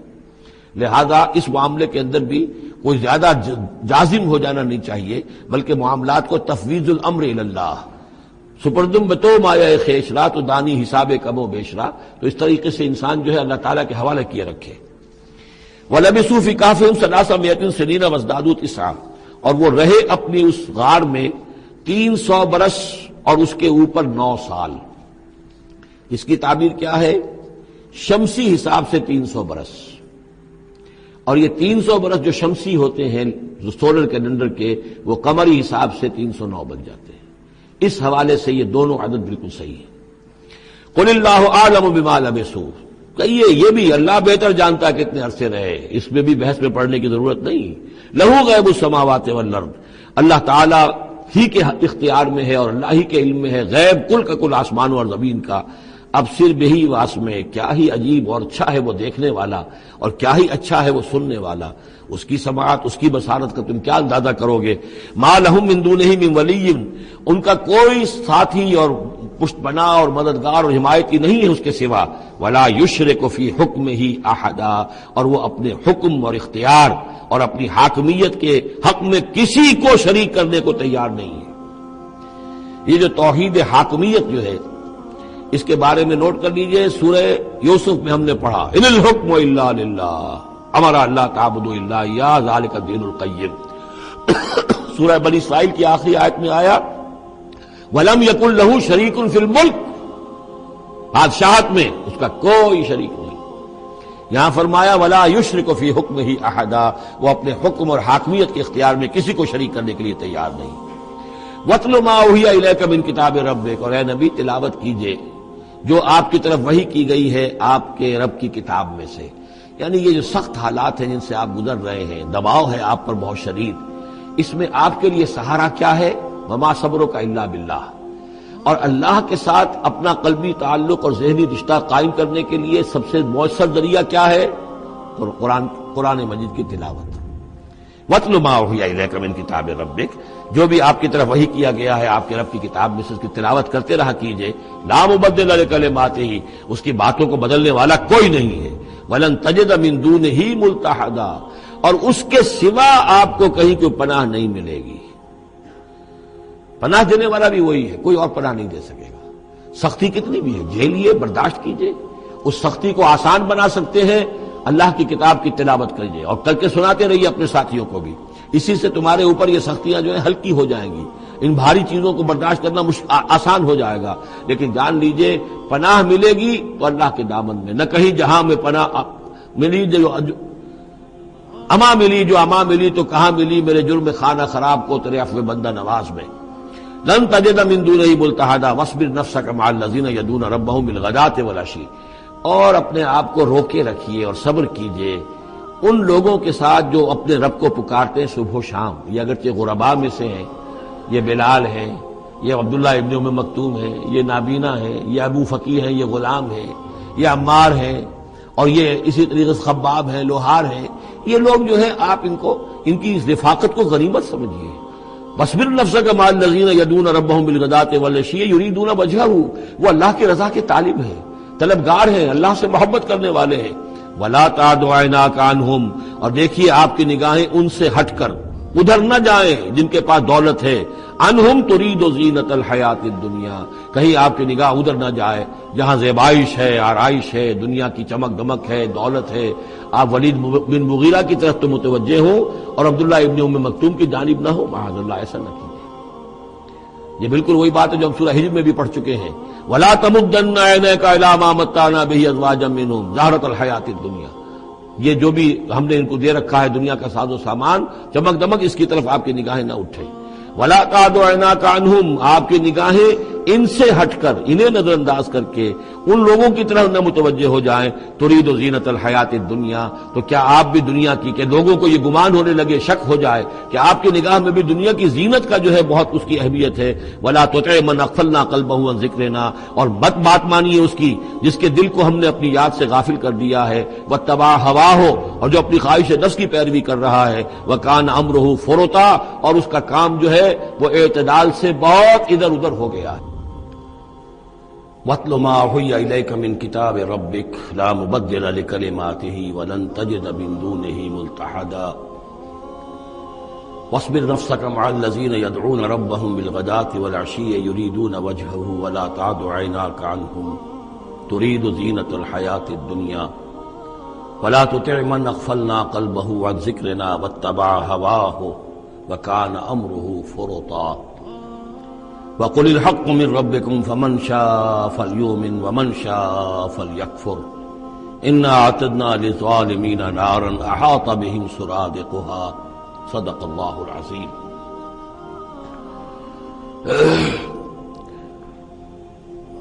اور پڑھا کرو اس میں سے کہ جو وحی کیا گیا ہے آپ کی جانب آپ کے رب کی کتاب میں سے، اس کی باتوں کا بدلنے والا کوئی نہیں، اور نہیں پاؤ گے تم اپنے لیے اس کے سوا کوئی اور جائے پناہ۔ تھامے رکھو، روکے رکھو اپنے آپ کو ان لوگوں کے ساتھ جو پکارتے ہیں اپنے رب کو صبح و شام اور چاہتے ہیں اس کی رضا، طالب ہیں اس کے روئے انور کے، اور نہ دوڑیں آپ کی نگاہیں ان سے ہٹ کر آپ کہ دنیا کو یہ محسوس ہو، یہ مغالطہ ہو کہ ترید و زینت الحیات الدنیا۔ یہ ذرا مشکل مقام ہے قرآن مجید کا کہ بظاہر تو الفاظ یہ ہیں کہ آپ کی نگاہیں دنیا کی زیبائش اور آرائش کی تلاش میں ان فقراء اور غرباء سے ہٹ کر امراء کی طرف نہ اٹھیں، لیکن ظاہر بات ہے کہ حضور صلی اللہ علیہ وسلم کی یہ شان نہیں تھی، لہذا اس میں جو بات سمجھ میں آتی ہے وہ یہ ہے کہ ایسا نہ ہو کہ آپ کے التفات کی وجہ سے دنیا یہ محسوس کرے کہ ان کی نگاہ میں بھی وقت اور اہمیت جو ہے وہ دنیاوی مال و دولت اور اسباب کی ہے۔ کسی داعی حق کے لیے یہ معاملہ بہت ہی نازک ہوتا ہے کہ ایک طرف جو حالات و واقعات ہیں اس کے اعتبار سے، جو حقائق ہیں اس کے اعتبار سے، معاشرے کے جو اونچے طبقات ہوتے ہیں، جو وہاں سرداری یا کسی اور طرح کی سربراہی کے منصب پر فائز ہوں یا ان کے پاس فراوانی ہو دولت کی، اب ظاہر بات ہے کہ ان کا ایک اثر و رسوخ ہوتا ہے معاشرے میں۔ ان میں سے کوئی ایک شخص ایمان لے آئے تو وہ بہت سے لوگوں کے برابر ہو جائے گا، جیسے حضرت عمر رضی اللہ تعالیٰ عنہ اور ابو جہل کو حضور نے دونوں کو پیش کیا اللہ کے سامنے کہ اللہ ان میں سے ایک کو ضرور میری جھولی میں ڈال دے۔ ظاہر بات ہے کہ اس سے اسلام کو تقویت حاصل ہوگی، اور اس سے یہ ہے کہ جن مسلمانوں پر کا قافیہ تنگ ہوا ہے، جن کو ستایا جا رہا ہے، اگر کوئی بڑا آدمی ایمان لے آئے گا تو ان کو بھی سہارا ملے گا، جیسے کہ حضرت عمر اور حضرت حمزہ کے ایمان لانے کے بعد جو غرباء تھے، فقراء تھے اور جو غلام تھے انہیں ستایا جا رہا تھا، انہیں کچھ ریلیف ملا ہے۔ اس حوالے سے ایک طرف تو اس کی ضرورت ہوتی ہے کہ ان کی طرف توجہ کی جائے، التفات رکھا جائے، تاکہ اگر وہ ایمان لے آئے تو اس سے ایمان کو بھی تقویت ہو، اسلام کو تقویت ہو، مسلمانوں کو بھی فائدہ پہنچے۔ دوسری طرف یہ اندیشہ ہوتا ہے کہ غرباء کا دل نہ دکھے۔ تیسری طرف یہ کہ لوگ یہ نہ سمجھیں کہ یہ بھی زیادہ جو ہے مدارات کرتے ہیں اور زیادہ التفات کرتے ہیں امراء کی طرف، اہم لوگوں کی طرف، گویا کہ ان کی نگاہوں میں بھی دنیا کی انہی چیزوں کی وقت ہے، انہی چیزوں کی اہمیت ہے۔ تو یہ تین طرف کی چیز سمجھیے کہ یہ چکی دو پارٹوں والی نہیں، تین پارٹوں والی ہے، کہ جس میں کوئی داعی جو ہوتا ہے وہ اس مخمصے میں آ جاتا ہے کہ ایک طرف تقاضا یہ ہے خود تحریک کا، دعوت کا، اس جد و جہد کا، اس کے تقاضے یہ ہے کہ ان کی طرف التفات ہو، ان کی طرف توجہ کی جائے تاکہ ان میں سے کچھ لوگ ایمان لے آئیں تو کام میں سہولت حاصل ہو، مدد حاصل ہو، لیکن دوسری طرف یہ منفی دو اثرات بھی موجود ہیں۔ تو اس کے مابین جو ہے حکم دیا جا رہا ہے حضور صلی اللہ علیہ وسلم کو کہ بہرحال آپ یہ احتیاط کیجئے کہ یہ تاثر نہ ابھرنے پائے کہ محمد کے نزدیک بھی صلی اللہ علیہ وسلم اصل اہمیت جو ہے وہ دولت مند لوگوں کی ہے۔ وَلَا تُطِعْ مَنْ أَغْفَلْنَا قَلْبَهُ عَنْ ذِكْرِنَا، اور مت کہنا مانیے ان لوگوں کا، یہ جیسا کہ میں نے بارہا عرض کیا ہے کہ دباؤ پڑ رہا تھا سرداران قریش کی طرف سے کہ کچھ ہماری بات مان لیجئے، کچھ ہم آپ کی مان لیں گے۔ تو یہاں گویا کہ اس پہ پھر متنبہ کیا جا رہا ہے کہ جن لوگوں کو دلوں کو ہم نے اپنی یاد سے غافل کر دیا ہے، محروم کر دیا ہے، آپ ان کی باتیں سنیں بھی مت، ان کی طرف دھیان بھی مت دیجیے۔ وَلَا تُطِعْ مَنْ أَغْفَلْنَا قَلْبَهُ عَنْ ذِكْرِنَا وَاتَّبَعَ هَوَاهُ وَكَانَ أَمْرُهُ فُرُطًا وَقُلِ الْحَقُّ مِنْ رَبِّكُمْ۔ یہ جو مضمون ابھی ہم نے دوبارہ پڑھا ہے، اس کو آپ دیکھیں گے کہ یہ 21ویں پارے کی آغاز میں پھر دوبارہ آئے گا کہ جب بھی شدید کشاکش کا دور آیا ہے تو اس میں یہی ہدایات اللہ تعالیٰ کی طرف سے آئی ہیں حضور کو اور حضور کی وساطت سے تمام اہل ایمان کو کہ قرآن مجید کے ساتھ تمسک جو ہے اور مضبوط کرو، قرآن مجید کے ساتھ اپنے تعلق کو اور گہرا کرو، اور اس کو پڑھنا اور اس کا جو ہے اس کے ساتھ جو ہے اپنے اوقات کا بسر کرنا، اس میں اور اضافہ کرو، اسی سے تم ان شدائد اور مصائب کا مقابلہ کر سکو گے۔ وَقُلِ الْحَقُّ مِنْ رَبِّكُمْ، اور کہہ دیجئے یہ حق ہے میرے رب کی طرف، تمہارے رب کی طرف سے جو میں پیش کر رہا ہوں۔ فَمَنْ شَاءَ فَلْيُؤْمِنْ وَمَنْ شَاءَ فَلْيَكْفُرْ، تو اب جو چاہے ایمان لائے، جو چاہے کفر کرے۔ یہ بالکل وہی بات ہے جو سورۃ الدہر میں کہی گئی ہے کہ اما شاکرا و اما کفورا، ہم نے پورا اختیار دے دیا، انا ہدیناہ السبیل اما شاکرا و اما کفورا، یہ اختیار ہم نے انسان کو دیا ہے، چاہے شکر گزار بندہ بنے، چاہے کفران نعمت کی روش اختیار کرے۔ تو یہاں انداز یہ ہے کہ آپ ان کفار سے کہہ دیں کہ میں دعوت پیش کر رہا ہوں، اب تمہیں ایمان لانا ہے لاؤ، کفر کرنا ہے کفر کرو، لیکن بین کی کوئی بات نہیں ہو سکتی، کوئی گیو اینڈ ٹیک، کوئی جو ہے کمپرومائز یہ ممکن نہیں ہے۔ قل الحق من ربکم ٹیک اٹ اور لیو اٹ، یہ حق ہے تمہارے رب کی طرف سے، چاہے اسے چھوڑ دو تو پورے کو چھوڑنا ہوگا، قبول کرنا ہے تو پورے کو کرنا ہوگا۔ فمن شاء فلیؤمن ومن شاء فلیکفر انا اعتدنا للظالمین نارا، ہم نے ظالموں کے لیے، کافروں کے لیے، مشرکوں کے لیے آگ تیار کر رکھی ہے، احاط بہم سرادقها، اس کی قناتیں ان کا احاطہ کر لیں گی، وہ قناتوں کی شکل میں آگ ہوگی، ان کو گھیرے میں لے لیں گی۔ وَإِن يَسْتَغِيثُوا، اور اگر وہ پیاس سے جہاں بلب ہو کر پانی مانگیں گے، یغاثوا بماء کالمہل یشفی الوجوہ، تو انہیں ایسا پانی دیا جائے گا پینے کے لیے کہ جیسے بھول، یہ جو مہل کے ترجمے کئی کیے گئے ہیں، کھولتے تیل کی تلچھٹ، لاوا، پگھلا ہوا تانبا اور پیپ وغیرہ، مان سدید، ان میں، اور وہ اتنا گرم ہوگا یشوی الوجوہ کہ ان کے چہروں کو بھون دے گا۔ بئس الشراب، بہت ہی بری شے ہوگی پینے کی، وساعت مرتفقہ، اور یہ ان کے لیے ان کی آرام گاہ جو بنے گی جہنم، بہت ہی بری آرام گاہ ہوگی۔ اس کے برعکس وہی سائملٹینیس کنٹراسٹ کا اسلوب، ان الذین آمنوا وعملوا الصالحات، جو لوگ ایمان لائیں اور نیک عمل کریں، انا لا نضیع اجر من احسن عملا، ہمارا یہ اصول نہیں ہے کہ جو لوگ اچھے عمل کریں ان کے اجر کو ہم ضائع کر دیں، ان کا اجر بھرپور انہیں ملے گا۔ اولئک لہم جنات عدن تجری من تحتہم الانہار، یہ وہ لوگ ہیں کہ جن کے لیے ہیں وہ رہنے والے باغات، ریزیڈینشل گارڈنز، جن کے دامن میں ندیاں بہتی ہوں گی، یحلون فیہا من اساور من ذہب، انہیں پہنائے جائیں گے وہاں کنگن سونے کے، ویلبسون ثیابا خضرا من سندس، اور ان کو وہ پہنیں گے وہاں پر کپڑے سبز رنگ کے، باریک ریشم کے اور گاڑھے ریشم کے، یعنی اوپر کا لباس جو ہوگا وہ باریک ریشم کا ہوگا اور جو نیچے کا لباس ہوگا وہ گاڑھے ریشم کا ہوگا۔ متکئین فیہا علی الارائک، اور وہ وہاں پر تکیہ لگائے ہوئے، ٹیک لگائے ہوئے بیٹھے ہوں گے تختوں کے اوپر۔ نعم الثواب، کیا ہی اچھا بدلہ ہوگا، وحسنت مرتفقہ، اور کیا ہی خوب ان کے لیے آرام گاہ ہوگی۔ پانچویں رکوع میں ایک مکالمہ آ رہا ہے دو اشخاص کا۔ ایک شخص وہ ہے کہ جس کو اللہ نے دنیاوی نعمتیں جو بھی اس دور کی تھیں بھرپور دی ہیں، مادی وسائل بھرپور دے رکھے ہیں، اور وہ اس قدر اس کا معاملہ ٹھیک چل رہا ہے کہ ہوتے ہوتے اس کی نگاہ اب اللہ کی طرف سے ہٹ کر ان مادی اسباب و وسائل ہی پر جم گئی ہے، اس کا توکل اور اعتماد اسی پر قائم ہو گیا ہے۔ ایک دوسرا شخص دنیاوی اعتبار سے مرفع الحال نہیں ہے، اس کے پاس دولت نہیں ہے، دنیاوی چیزیں نہیں ہیں، لیکن وہ اللہ تعالیٰ کی معرفت اسے حاصل ہے۔ وہ اس دولت مند آدمی کو بھی نصیحت کرتا ہے کہ تم اللہ کو بھول گئے ہو، تمہیں چاہیے کہ ان تمام چیزوں کے اوپر جو بھی اللہ نے تمہیں دی ہے اس کا شکر ادا کرو، اس کا حق ادا کرو۔ لیکن اس نے اپنے گھمنڈ میں آ کر اسے بہت تلخ جواب دیا کہ میرے پاس یہ سب کچھ ہے تو گویا کہ میں اللہ تعالیٰ کا لاڈلا ہوں، چہیتا ہوں،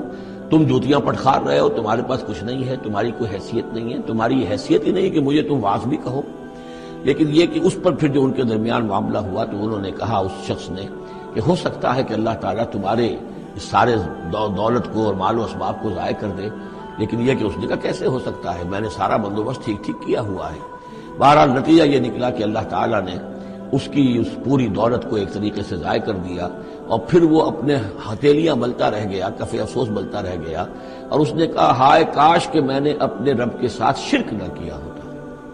حالانکہ اس پورے رکوع میں کہیں کسی دیوی کا، دیوتا کا، کسی اور الہہ کا کہیں ذکر نہیں ہے۔ تو اس رکوع میں سمجھنے کی بات یہ ہے کہ ایک شرک ہے مادہ پرستی کا شرک، مادی اسباب و وسائل پر اتنا تکیہ ہو جائے، اتنا توکل ہو جائے، اتنا اعتماد ہو جائے کہ پھر اللہ تعالیٰ کو انسان بھول جائے، مسبب الاسباب پر سے نگاہ ہٹ جائے، اور وہ سمجھے کہ سارا اعتماد اور توکل میرا ان مادی اسباب و وسائل پر ہے۔ تو یہاں گویا کہ اس نے ان مادی وسائل و اسباب ہی کو اپنا معبود بنا لیا ہے۔ تو یہ شرک ہے جو اس دور کا سب سے بڑا شرک ہے۔ اس دور میں بت پرستی کا شرک بہت کم رہ گیا ہے، اب ستارہ پرستی کا شرک کہاں رہ گیا ہے؟ کون لوگ ہیں جو ستاروں کو پوجتے ہیں؟ اب تو انسان سمجھتا ہے ستاروں تک تو ہم پہنچ ہی جائیں گے، ہمارا علم تو پہنچ ہی چکا ہے، چاند تک ہم اتر آئے ہیں، اب چاند کو کون پوجے گا؟ یہ جو اب ساری جو ہے اب جو پوجا پاٹ ہو رہی ہے وہ تو مادہ پرستی کی ہے، وہ دولت کی ہے، وہ در حقیقت یا وہ نظریاتی طور پر وطن پرستی ہے، اس کا ایک شرک ہے۔ تو یہ اس دور کے شرک کو سمجھنا بہت ضروری ہے، اور یہ رکوع اس اعتبار سے کہ اس میں کسی دیوی دیوتا کا ذکر نہیں ہے۔ تو شرک کون سا کیا اس نے؟ وہ شرک یہی ہے کہ اس نے دنیاوی مال و اسباب اور مادی اسباب و ذرائع کے اوپر اپنے سارے توکل کو جو ہے اس کے ساتھ منسلک کر دیا، یہی گویا کہ اس کو معبود بنا لینا ہے۔ وَاضْرِبْ لَهُم مَثَلًا رَجُلَيْنِ، ان کے لیے بیان کیجئے دو اشخاص کی مثال۔ جعلنا لأحدهما جنتين من عناب، ان میں سے ایک کو ہم نے دیے تھے دو باغ انگوروں کے، وحففناهما بنخل، اور ان دونوں کو گھیرے میں لیا ہوا تھا کھجوروں کے درختوں نے۔ اب دیکھیے کہ انگوروں کی بیلیں ہیں، اور چونکہ ادھر ادھر سے ہوا تیز نہ آئے تو کھجوروں کے جھنڈ جو ہے وہ چاروں طرف لگے ہوئے ہیں، تاکہ ان کے مابین جو اس کی انگوروں کی بیلیں ہیں وہ بڑی محفوظ ہیں۔ وجعلنا بینہما زرعا، ان کے درمیان کھیتی بھی تھی، یعنی یہ کہ اناج کا سامان بھی ہے اور انگوروں کی بیلیں بھی ہیں، اور یہ کہ کھجوروں کے درخت بھی ہیں۔ کلتا الجنتین آتت اکلہا، اور وہ دونوں باغات اپنا پھل دیتے تھے، ولم تظلم منہ شیئا، سال بسال پھل آ رہا ہے، سال ہر سال ہو گئے، ہر سال پھل آ رہا ہے، اس میں کوئی کمی نہیں کرتے تھے۔ جب یہ چیز چلتی رہتی ہے تو آدمی کا خود بخود ایک توکل جو ہے وہ اس چیز کے ساتھ وابستہ ہو جاتا ہے، وہ بھول جاتا ہے کہ اس کی اللہ تعالیٰ کے فضل و کرم سے ہے یا اللہ کے اذن سے ہے، بلکہ یہ کہ وہ انہی چیزوں کو سمجھ بیٹھتا ہے کہ یہ دائم ہے اور قائم ہے۔ وَفَجَّرْنَا خِلَالَهُمَا نَهْرًا، اور ہم نے ان کے مابین ایک نہر بھی نکال دی تھی، آب پاشی کا بھی پورا نظام موجود ہے۔ وَكَانَ لَهُ ثَمَرٌ، اور اس کے میوے بھی تھے، یعنی یہ بھی تھا کہ باغ جو ہے پھلا ہوا اس وقت، انگور بھی ہیں اور کھجور بھی جو ہے درخت جو ہے لدے ہوئے ہیں۔ اور ایک اس کا مفہوم یہ بھی ہے میرے نزدیک جو زیادہ راجح ہے کہ اس کو اولاد بھی اللہ نے خوب دی تھی۔ جیسے درختوں پر پھل لگتا ہے تو انسان کے لیے اس کی اولاد جو ہے اس کے پھل کی حیثیت رکھتی ہے، تو گویا کہ اس کو اولاد بھی ملی تھی۔ فقال لصاحبہ وهو يحاورہ، تو کہا اس نے اپنے ساتھی سے، ان سے وہ گفتگو کر رہے تھے، آپس میں گفتگو کر رہا، انا اکثر منک مالا واعز نفرا، میں تم سے کہیں بڑھ کر ہوں مال میں اور نفری میں۔ اب یہ نفری کے حوالے سے میں نے کہا نہ لہو ثمر، اس کے بیٹے بھی تھے، اولاد بھی تھی، تو اس کے حوالے سے وہ نفری کی بات بھی کر رہا ہے، میرے بازو بھی بہت ہیں۔ وَدَخَلَ جَنَّتَهُ، اور وہ داخل ہوا اپنے باغ میں، وَهُوَ ظَالِمٌ لِنَفْسِهِ، اور وہ اپنے جان پر ظلم کر رہا تھا، یعنی اسی گمراہی کے اندر مبتلا تھا۔ قَالَ مَا أَظُنُّ أَن تَبِيدَ هَٰذِهِ أَبَدًا، انہوں نے کہا میں نہیں سمجھتا کہ یہ باغ بھی کبھی اجڑ سکتا ہے۔ کیا مجھے دھمکا رہے ہو کہ اللہ تعالیٰ جو ہے کہیں تم میری یہ دولت سلب نہ کر لے؟ دیکھو میں نے کھجوریں کس حساب سے یہاں پر لگائی ہیں کہ کوئی اگر آئے بھی، کوئی باد سرسر آئے یا کوئی اور بھی ہوا کا تیز لو کے جھونکے آئیں تو وہ میری انگوروں کے بیلوں تک نہ پہنچے۔ یہ گویا کہ سینٹینلز کھڑے ہوئے ہیں، کھجور کے درخت جو ہیں وہ روک رہے ہیں۔ پھر میں نے یہاں پہ آب پاشی کا نظام ہے، میرے نہر چلی ہوئی ہے۔ ما اظن ان تبید هذه ابدا، میں نہیں سمجھتا کہ میرا یہ باغ جو ہے کبھی یہ کہ برباد بھی ہو سکتا ہے۔ وما اظن الساعة قائمة، اور یہ جو تم قیامت وغیرہ کی بات کر رہے ہو، اول تو میرا گمان نہیں ہے کہ کوئی قیامت کھڑی ہونے والی ہے۔ وما اظن الساعة قائمة، میں نہیں سمجھتا کہ یہ قیامت ہونے والی، ہاں ڈکوسلے سے ہیں، کچھ بڑوں سے سنا تو ہے۔ اور یہ کہ وَلَئِن رُدِدتُّ إِلَىٰ رَبِّي، اگر مجھے لوٹا ہی دیا گیا اپنے رب کے پاس، لَأَجِدَنَّ خَيْرًا مِّنْهَا مُنْقَلَبًا، تو مجھے وہاں لازماً ملے گا بہت بہتر لوٹ کر۔ اب اس کے اندر ایک فلسفہ ہے ان کا کہ جب اللہ نے مجھے یہاں دیا، اللہ کے وہ منکر نہیں تھے، اللہ نے مجھے یہاں دیا ہے تو اس کا مطلب یہ کہ میں چہیتا ہوں، لاڈلا ہوں، یا اللہ نے مجھے کچھ صلاحیتیں دی ہیں، میں نے بڑی عمدہ پلاننگ کر کے باغ بنائے ہیں، سارا اس کا بندوبست کیا ہے، تو یہ میری جو صلاحیت ہے، یہ اللہ کی دی ہوئی جو میرے اندر ہے، یہ جو خیر ہے، یہ کہاں چلا جائے گا؟ آخرت میں بھی مجھے پھر ملے گا اور اس سے بہتر ملے گا، اور تم جیسے یہاں جوتیاں پٹخار رہے ہو ایسے وہاں پٹخارو گے۔ وَلَئِن رُدِدتُّ إِلَىٰ رَبِّي، اگر بالفرض ہو ہی گیا ایسا، لوٹا ہی دیا گیا میں اپنے رب کی طرف، لَأَجِدَنَّ خَيْرًا مِّنْهَا مُنْقَلَبًا، تو اس سے بھی بہتر مجھے وہاں پر ملے گا۔ قَالَ لَهُ صَاحِبُهُ، اب اس اللہ کے بندے نے جو نیک بندہ تھا کہا اس سے، اس کے ساتھی نے، وَهُوَ يُحَاوِرُهُ، اور ان سے گفتگو کر رہا تھا، أَكَفَرْتَ بِالَّذِي خَلَقَكَ مِن تُرَابٍ، کیا تو نے کفر کیا اس ہستی کا جس نے تجھے مٹی سے بنایا، ثم من نطفہ، پھر گندے پانی کی بوند سے بنایا، ثم سواک رجلا، پھر تجھے ایک پورا انسان بنا کر کھڑا کر دیا۔ اب یہاں نوٹ تجھے کفر کون سا کیا؟ یعنی یہ کہ وہ رب مان رہا ہے اللہ کو، اور رب کے ساتھ اس نے کسی اور کا ذکر نہیں کیا ہے۔ مطلب یہ کہ آخرت کا انکار در حقیقت اللہ کا انکار ہے۔ اگر تم آخرت کے بارے میں جو کہہ رہے ہو کہ نہیں میں نہیں سمجھتا کہ یہ کوئی ہونے والی بات ہے، تو چاہے تم اللہ کو اقرار کر رہے ہو لیکن حقیقت میں اگر آخرت کو نہیں مانتے تو گویا کہ اللہ کا انکار ہے۔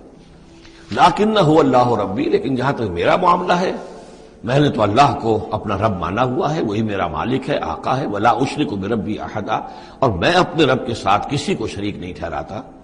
ولولا اذ دخلت جنتک قلت ما شاء اللہ، اور کیوں نہ ایسا ہوا کہ اللہ کے بندے جب تو اپنے باغ میں داخل ہوا تو نے باغ دیکھا، پھلا ہوا ہے، ہرا بھرا ہے، ہر طرف منظر جو ہے بڑا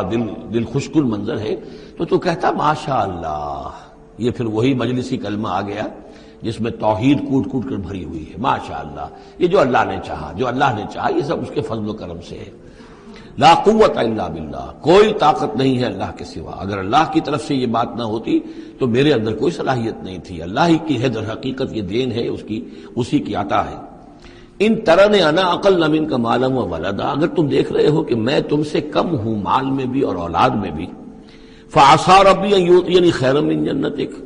تو مجھے تو اپنے رب کے بارے میں یہ یقین ہے کہ وہ جب چاہے مجھے تیرے باغ سے بہتر باغ دے سکتا ہے۔ وَيُرْسِلَ عَلَيْهَا حُسْبَانًا، اور تیرے باغ کے اوپر وہ کوئی اوپر سے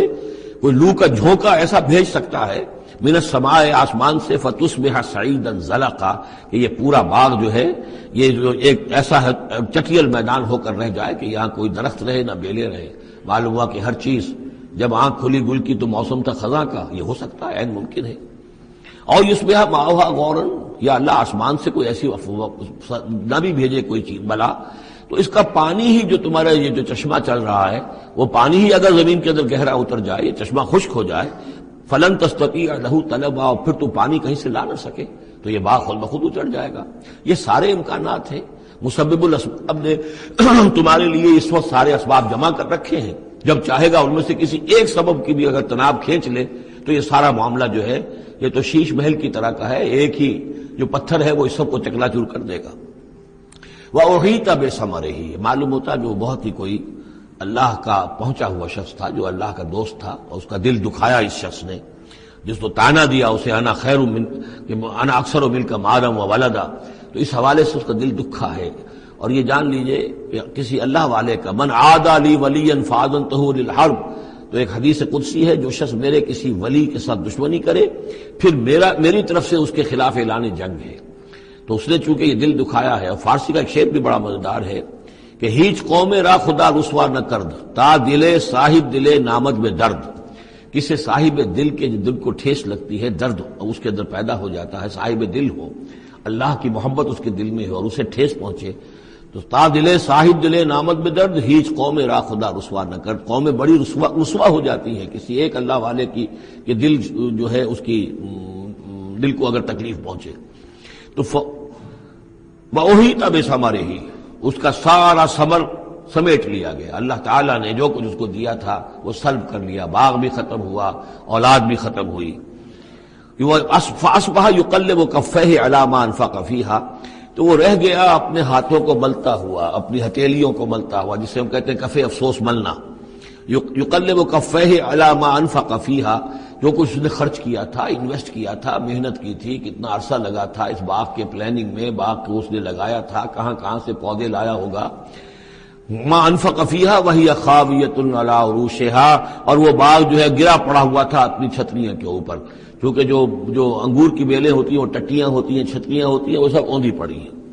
وَيَقُولُ يَا لَيْتَنِي لَمْ أُشْرِكْ بِرَبِّي أَحَدًا، اور اس وقت وہ کہہ رہا تھا ہائے میری شامت، کیا کاش کہ میں نے اپنے رب کے ساتھ شرک نہ کیا ہوتا۔ اب یہ کون سا شرک ہے؟ اس پوری اس گفتگو کے اندر کہیں کسی دیوی کا، دیوتا کا، کسی کا ذکر نہیں ہے، کسی کی شفاعت کا ذکر نہیں ہے۔ یہ ہے ہمارا آج کا نقشہ مادہ پرستی کا، آج کی ہماری ذہنیت جو ہے پوری کی پوری اس رکوع کے اندر موجود ہے۔ وَلَمْ تَكُنْ لَهُ فِئَةٌ يَنْصُرُونَهُ، اور نہ ہوئی پھر اس کی کوئی جماعت، کوئی اس کی فوج ہوتی جو اس کی مدد کرتی من دون اللہ، اللہ کے مقابلے میں۔ وَمَا كَانَ مُنْتَصِرًا، اور نہ ہی وہ اس قابل تھا کہ کسی سے انتقام لے، کس سے انتقام لے، سارا فیصلہ تو اللہ کی طرف سے ہوا ہے۔ هُنَالِكَ الْوَلَایَةُ لِلَّهِ الْحَقِّ، یہاں تو حکومت اور اختیار کل کا کل اللہ ہی کے لیے ہے، سچے اللہ کے لیے جو الحق ہے۔ یہ ولایا ہے واو کے زبر کے ساتھ، والی کہتے ہیں حاکم کو، مالک کو والی، والی سے ولایا بنتا ہے، ولی کہتے ہیں دوست پشت پناہ، اور اس سے ولایا بنتا ہے، ولایت باہمی، اللہ ولی الذین آمنوا یخرجہم من الظلمات الی النور، اور الا ان اولیاء اللہ لا خوف علیہم ولا هم یحزنون، یہ ولایت ہے واو کے زیر کے ساتھ۔ اور والی ہونا کسی کا، فلاں ملک کا والی فلاں تھا، یعنی وہاں کا حکمران تھا، بادشاہ تھا، تو یہاں کی بادشاہی، یہاں کا اختیار، ہنالک الولایۃ للہ الحق، کل ولایت اللہ ہی کے حق میں ہے۔ ہوا خیر ثوابا و خیر عقبا، یقیناً وہی بہتر ہے انعام دینے والا، اور وہی بہتر ہے نتیجے کے اعتبار سے، عاقبت کے اعتبار سے۔ وَاضْرِبْ لَهُم مَثَلَ الْحَيَاةِ الدُّنْيَا، اور ان کے لیے ذرا بیان کیجئے ایک مثال دنیا کی زندگی کے لیے۔ کَمَاءٍ أَنزَلْنَاهُ مِنَ السَّمَاءِ، جیسے پانی کہ ہم نے اتارا آسمان سے، فَاخْتَلَطَ بِهِ نَبَاتُ الْأَرْضِ، اس کے ساتھ رل مل کر زمین کا جو سبزہ ہے وہ نکل آیا۔ فَأَصْبَحَ حَشِيمًا تَذْرُوهُ الرِّيَاحُ، اب یہ ایک لمبی بات ہے جسے مختصر کیا گیا کہ پھر کچھ عرصے کے بعد وہ سبزہ جو ہے وہ زرد پڑ جاتا ہے، پھر دھوپ کے اندر سوکھ کر پیلا ہو گیا، پھر چورا چورا ہو گیا، پھر وہ چٹیل زمین کی زمین رہ گئی۔ تو زندگی کا یوں سمجھیے کہ جیسے فصل لے لیجئے، کھیت کے اندر آپ نے بیج ڈالے ہیں، ہل چلایا ہے، پانی دیا ہے، اب فصل ہے، لہرا رہی ہے، ہریاول ہے، بڑا دل خوشکن منظر ہے۔ کچھ دنوں کے بعد اسی فصل کے اوپر جو زردی آ جاتی ہے، پھر وہ پک گئی ہے، اس کے بعد وہ کٹ جاتی ہے، کٹنے کے بعد پھر وہی منظر وہی ہے، وہی ویران منظر ہے، اور کہیں کہیں جو ہے وہ جو بھی توڑی کے تن کے کچھ پڑے ہوئے ہیں، اللہ اللہ خیر صلی اللہ۔ یہ جو سائیکل ہے، یہ پلانٹ لائف کی سائیکل ہے، 3 مہینے کی ہے، 4 کی ہے، 6 کی ہے، 7 کی ہے، یہی ہے نا۔ لیکن یہی سائیکل ایک بڑے پیمانے پر انسانی زندگی کی ہے۔ ایک بچہ پیدا ہوا، اس وقت جو ہے بڑی خوشیاں منائی گئیں، پھر وہ بڑا جوان ہوا، قوی ہوا، طاقت والا ہوا، پھر اس کے اوپر ادھیڑ ابھر آ گئی، بال میں سفیدی آ گئی، چہرے پر جو ہے وہ جھریاں پڑنی شروع ہوئیں، اس کے بعد پھر اس پر موت وارد ہوئی، پھر اسے قبر میں اتار دیا گیا، وہ مٹی سے تھا اور مٹی میں جا کر مل گیا۔ ایک ہی سپین ایک چل رہا ہے، سائیکل چل رہا ہے۔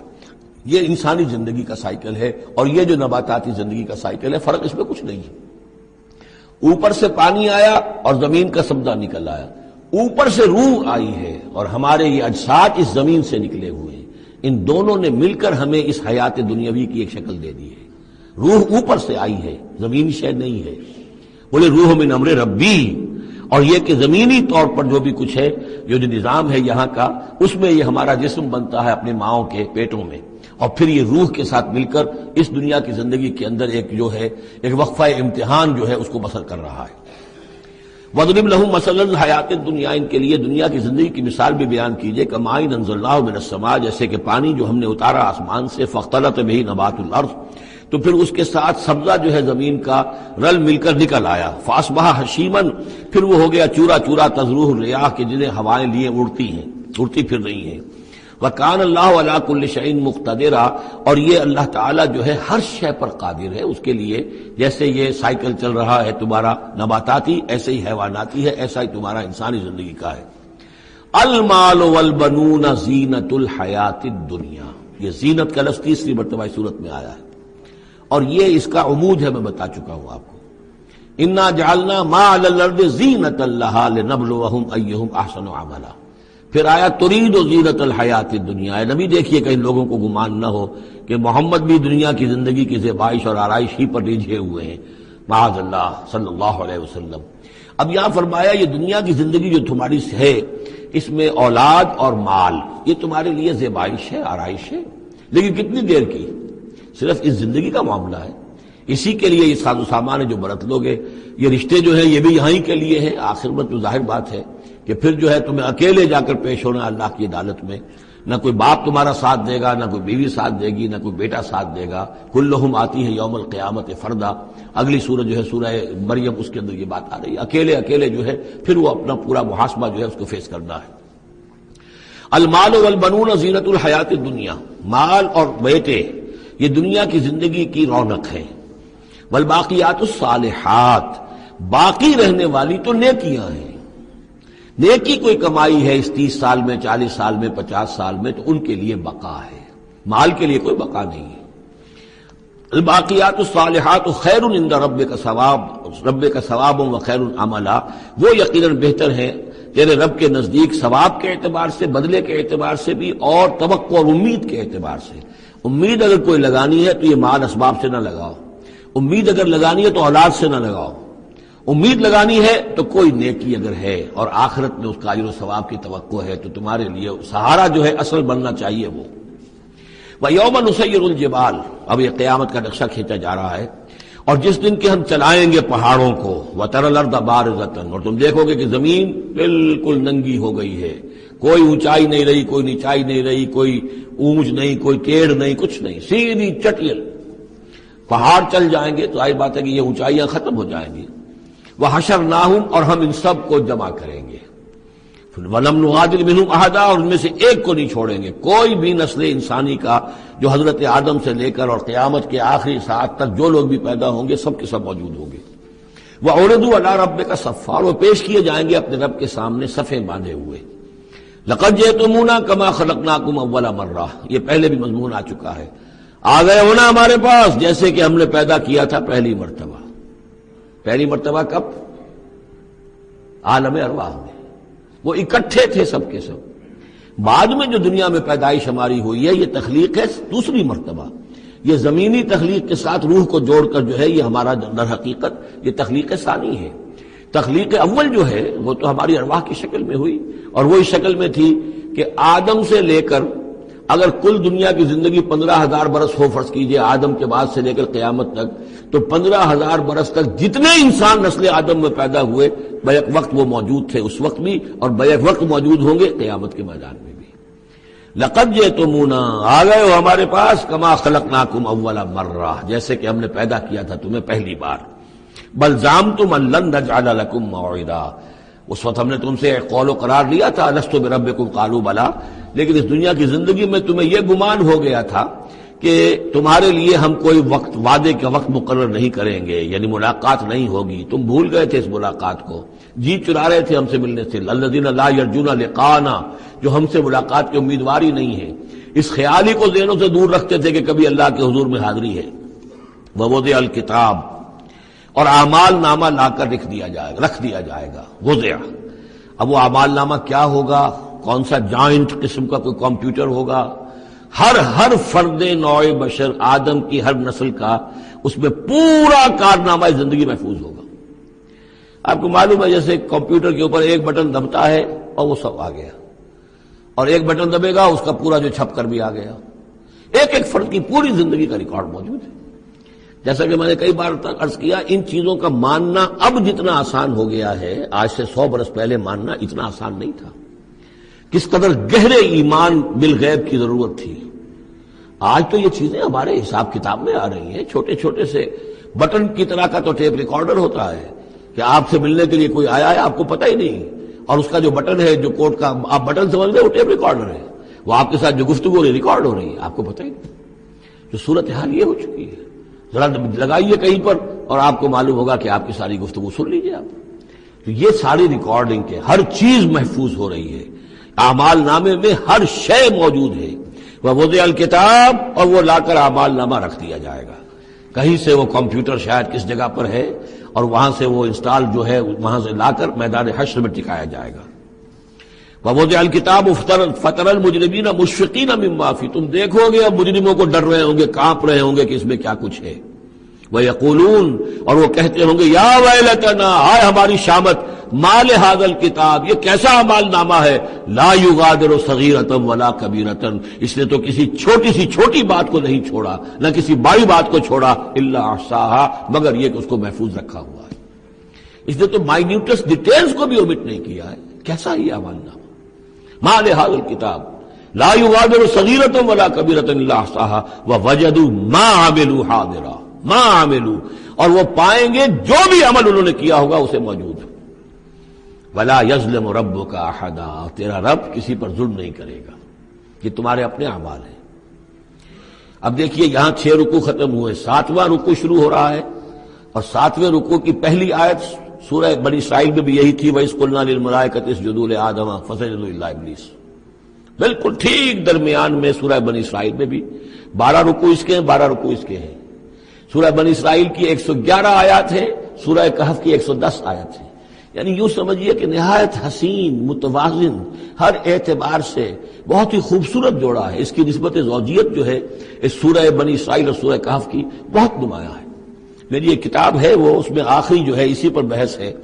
قرآن حکیم کی صورتوں کا اجمالی تجزیہ، جس میں کہ اس کی نسبت زوجیت کو میں نے بڑی تفصیل کے ساتھ، اگرچہ بڑی اختصار ہے لیکن جامعیت کے ساتھ بیان کر دیا ہے. وَإِذْ قُلْنَا لِلْمَلَائِكَةِ اسْجُدُوا لِآدَمَ فَسَجَدُوا إِلَّا إِبْلِيسَ، اور جو یاد کرو جب کہ ہم نے کہا تھا فرشتوں سے کہ جھکو آدم کے سامنے، سجدہ کرو آدم کو، تو ان سب نے سجدہ کیا لیکن نہیں کیا ابلیس نے. کَانَ مِنَ الْجِنِّ، اب یہاں وہ حقیقت کھول دی گئی جو بقیہ 6 جگہوں پر نہیں ہے، وہ جنات میں سے تھا. فَفَسَقَ عَنْ أَمْرِ رَبِّهِ، فا یہاں پر اب علت کو ظاہر کر رہا ہے. فرشتہ کبھی بھی اللہ کے حکم سے سرتابی نہیں کرتا، فرشتہ اللہ کے حکم کی نافرمانی نہیں کرتا. یفعلون ما یؤمرون لا یعصون اللہ ما امرهم. تو یہ جو نافرمانی اس نے کی ہے اس کی وجہ یہ ہے کہ وہ فرشتوں میں سے نہیں تھا، جنات میں سے تھا. کان من الجن ففسق عن امر ربه، تو اس نے وہ نکل بھاگا اپنے رب کے حکم سے، یا نافرمانی کی اپنے رب کے فرمان کی. افتتخذونه وذريته اولیاء من دونی، تو سوچو اے اولاد آدم، کیا تم اس کو اپنا ولی بناتے ہو اور اس کی نسل کو، اس کی اولاد کو، اس کے چیلوں چاٹوں کو، اس کے ایجنٹوں کو، ان سے دوستیاں گاٹتے ہو، من دونی، مجھے چھوڑ کر. میں تمہارا خیر خواہ، میں نے تمہارے سامنے سارے فرشتوں کو جھکوا دیا، میں نے تمہیں خلافت عرضی عطا فرمائی، تم میری کریشن کا ماسٹر پیس، کلائمیکس، اور تم بدبختو، تم نے مجھے چھوڑ کر دوست بنایا اس شیطان لعین کو اور اس کے ایجنٹوں کو اور اس کی اولاد کو، چاہے وہ اس کے ایجنٹ جو ہیں وہ اس کے صلب سے ہیں، اس کی اولاد سے ہیں، اور یا یہ کہ انسانوں میں سے ہیں. افتتخذونہ وذریتہ اولیاء من دونی، کیا تم اسے اور اس کے اولیاء اور اس کی نسل کے لوگوں کو، اس کی اولاد کو ولی بنا رہے ہو مجھے چھوڑ کر. وہم لکم عدو، جبکہ فی الواقع وہ تمہارے دشمن ہیں. بئس للظالمین بدلا، کتنا برا بدل ہے کہ جو ان ظالموں نے اپنے لیے اختیار کیا ہے. اللہ کو چھوڑ کر ان کی رفاقت، اللہ کی دوستی چھوڑ کر اس شیطان لعین کی دوستی. ما اشهدتهم خلق السماوات والارض ولا خلق انفسهم، میں نے تو ان جنات کو نہ تو انہیں شہید بنایا تھا آسمان اور زمین کی تخلیق کا، اور نہ ان کے اپنی تخلیق کا. وما كنت متخذ المضلین عضدا، اور میں ایسے بہکانے والوں کو اپنا مددگار نہیں بنایا کرتا. یہ جو تم نے ان کو میرے برابر بنا دیا، اس کو مجھے چھوڑ کر انہیں ولی بنا لیا، ان کی دوستی کر رہے ہو، تو آسمان کی اور زمین کی تخلیق میں، بلکہ خود ان کی تخلیق میں وہ کوئی اس کے شاہد نہیں ہے. وَيَوْمَ يَقُولُ نَادُوا شُرَكَائِيَ الَّذِينَ زَعَمْتُمْ، اور جس دن کہ اللہ کہے گا کہ پکارو ذرا میرے ان شرکاء کو جن کا تمہیں زعم ہو گیا تھا، تمہیں گمان تھا کہ وہ میرے شریک ہیں. فَدَعُوهُمْ، تو وہ پکاریں گے ان کو. فَلَمْ يَسْتَجِيبُوا لَهُمْ، تو وہ انہیں کوئی جواب نہیں دیں گے. وَجَعَلْنَا بَيْنَهُمْ مَوْبِقًا، اور ان کے درمیان ہم ہلاکت والی گھاٹی حائل کر دیں گے، خلیج حائل کر دیں گے، کہ وہ جو شرکاء چاہے اولیاء اللہ ہی ہوں اور چاہے وہ انبیاء ہوں اور چاہے فرشتے ہوں، لیکن وہ کہ خلیج حائل ہوگی ہلاکت کی، وہ ان کی مدد کے لیے یا ان کی بات سن کر ان کے سفارش کرنے کے لیے نہیں آ سکیں گے. وَرَأَى الْمُجْرِمُونَ النَّارَ، اور مجرمین جو ہیں، ظالم، گناہ گار، کافر، وہ دیکھیں گے آگ کو کہ اب یہ ہے جس میں ہمیں جھونکا جانا ہے. فَظَنُّوا أَنَّهُمْ مُوَاقِعُوهَا، اور انہیں یقین ہو جائے گا کہ اب وہ اس میں ڈال دیے جائیں گے. وَلَمْ يَجِدُوا عَنْهَا مَصْرِفًا، اور وہ نہیں پائیں گے اس سے کہیں بھی بھاگنے کی کوئی جگہ، اس سے انحراف کی کوئی راستہ. وَلَقَدْ صَرَّفْنَا فِي هَذَا الْقُرْآنِ لِلنَّاسِ مِنْ كُلِّ مَثَلٍ، یہ آیت جو کہ تو سورہ بنی اسرائیل میں بھی آیت نمبر 89 ہے، وہاں یہاں یہ آیت 54 ہے، لیکن فرق کیا ہے؟ وہاں ہے وَلَقَدْ صَرَّفْنَا فِي هَذَا الْقُرْآنِ مِنْ كُلِّ مَثَلٍ، وَلَقَدْ صَرَّفْنَا فِي الْقُرْآنِ، وہاں الفاظ کا تھوڑا سا فرق ہے. وَكَانَ الْإِنسَانُ أَكْثَرَ شَيْءٍ جَدَلًا، ہم نے اس قرآن میں کل مثالیں پیدا کر جو بیان کر دی ہیں لوگوں کی ہدایت کے لیے، لیکن یہ کہ وہاں ہے فَأَبَى أَكْثَرُ النَّاسِ إِلَّا كَفُورًا، لیکن اکثر لوگ جو ہیں وہ کفران نعمت ہی پر اڑے رہتے ہیں. یہاں فرمایا وَكَانَ الْإِنسَانُ أَكْثَرَ شَيْءٍ جَدَلًا، لیکن انسان جو ہے تمام مخلوقات سے بڑھ کر ہے جھگڑالو. وَمَا مَنَعَ النَّاسَ أَن يُؤْمِنُوا، یہ الفاظ بھی جو کہ تو سورہ بنی اسرائیل میں بھی آئے تھے. وَمَا مَنَعَ النَّاسَ أَن يُؤْمِنُوا، آیت نمبر 94 ہے یہ وہاں. وَمَا مَنَعَ النَّاسَ أَن يُؤْمِنُوا إِذْ جَاءَهُمُ الْهُدَىٰ وَيَسْتَغْفِرُوا رَبَّهُمْ، اور نہیں روکا لوگوں نے کو ایمان لانے سے جبکہ ان کے پاس ہدایت آ گئی کہ وہ استغفار کرتے اپنے رب سے. إِلَّا أَن تَأْتِيَهُمْ سُنَّةُ الْأَوَّلِينَ، وہاں آیا ہے إِلَّا أَن قَالُوا أَبَعَثَ اللَّهُ بَشَرًا رَسُولًا، کہ ان کو ایمان سے روکنے والی ان کی یہ ان کا یہ خیال تھا کہ کیا اللہ تعالیٰ نے انسان کو رسول بنا کر بھیجا ہے؟ یہاں فرمایا الا ان تاتیہم سنت الاولین، ان کو جو روکا گیا ہے وما منع الناس ان یؤمنوا اذ جاءہم الہدی، یہ جو رک گئے ہیں جب ہدایت ان کے پاس آ گئی کہ ایمان نہیں لا رہے اور استغفار نہیں کر رہے، الا ان تاتیہم سنت الاولین، مگر یہ کہ ان پر آ کر رہے گی اب وہی جو پہلو کا جو انجام ہوا تھا وہی ان کے اوپر بھی مسلط ہوگا، او یاتیہم العذاب قبلا، یا یہ کہ عذاب ان کے سامنے آ جائے گا۔ وما نرسل المرسلین الا مبشرین ومنذرین، یہاں پہ جمع کے سیغے میں آ رہا ہے، سورہ بنی اسرائیل میں واحد کے سیغے میں آیا تھا آخری رکوع میں، وما ارسلناک الا مبشرا ونذیرا، اور ہم نے نہیں بھیجا ہے محمد آپ کو مگر مبشر اور نذیر بنا کر۔ یہاں جمع کے سیغے میں وما نرسل المرسلین الا مبشرین ومنذرین ویجادل الذین کفروا بالباطل، اور یہ کافر جو ہیں یہ جھگڑتے ہیں کفر اور بالباطل، جھوٹ کے لیے، جھوٹ کی طرف سے، لیدحضوا بہ الحق، تاکہ اس کے ذریعے سے حق کو بچلا دیں، حق کو ٹلا دیں، حق کو شکست دے دیں۔ یہ جھگڑ رہے ہیں، دلیل بازی کر رہے ہیں، مناظرے کر رہے ہیں، کٹ حجتیاں کر رہے ہیں۔ وَيُجَادِلُ الَّذِينَ كَفَرُوا بِالْبَاطِلِ لِيُدْحِضُوا بِهِ الْحَقَّ وَاتَّخَذُوا آيَاتِي وَمَا أُنذِرُوا هُزُوًا، اور انہوں نے میری آیات کو اور جو انہیں انذار کیا گیا، خبردار کیا گیا، اس کو ہنسی مذاق اور ٹھٹھا بنا لیا ہے۔ وَمَنْ أَظْلَمُ مِمَّنْ ذُكِّرَ بِآيَاتِ رَبِّهِ، اس شخص سے بڑھ کر ظالم کون ہوگا جسے اس کے رب کی آیات کے ذریعے سے نصیحت کی جائے، یاد دہانی کرائی جائے، فَأَعْرَضَ عَنْهَا، پھر بھی وہ اعراض کرے ان آیات الہیہ سے، وَنَسِیَ مَا قَدَّمَتْ يَدَاهُ، اور بھول جائے کہ اس کے دونوں ہاتھوں نے آگے کیا بھیجا ہوا ہے، کیا کرتوت ہیں جو بھیجے ہوئے ہیں۔ اگر تو ایمان لے آتا، ان آیات سے استفادہ کرتا، اپنے کیے پر پچھتاتا، توبہ کرتا، اس دنیا ہی میں اپنے سابقہ گناہوں کی اللہ تعالیٰ سے معافی لے کر جاتا۔ لیکن یہ کہ یہاں تو صورت یہ ہے کہ وہ من اظلم ممن ذکر بآیات ربہ، اسے تذکیر کی گئی، نصیحت کی گئی اس کے رب کی آیات سے، فاعرض عنہا، اس نے اعراض کیا، ونسی ما قدمت یداہ، اور بھولے رہا وہ کہ کیا کچھ اس نے آگے بھیجا ہوا ہے، کیا جھاڑ جکاڑ جو ہے اس نے عاقبت کے لیے تیار کیا ہوا ہے۔ انا جعلنا علی قلوبہم اکنۃ ان یفقہوہ، یہ مضمون بھی آ چکا ہے سورہ بنی اسرائیل میں، حجابا مستورا، اور ہم نے ان کے دلوں کے اوپر جو ہے پردے ڈال دیے ہیں۔ انا جعلنا علی قلوبہم اکنۃ ان یفقہوہ، ہم نے ان کے دلوں کے اوپر پردے ڈال دیے ہیں کہ اسے سمجھ نہ پائیں، وفی آذانہم وقرا، اور ان کے کانوں میں ہم نے ثقل پیدا کر دیا، بوجھ پیدا کر دیا کہ یہ سن نہیں سکتے۔ وان تدعوہم الی الہدی، اور اگر آپ پکاریں گے انہیں ہدایت کی طرف دعوت دیں گے، فلن یہتدوا اذا ابدا، تو یہ کبھی بھی ہدایت پانے والے نہیں ہیں۔ یعنی اب ان کے دلوں پر مہر لگ چکی ہے، اب اللہ تعالیٰ کا وہ جو قانون ہے ہدایت و ضلالت کا، اس کی جو آخری دفعہ ہے وہ ان کے اوپر لگ چکی ہے، ان کے اوپر اپلائی ہو چکی ہے۔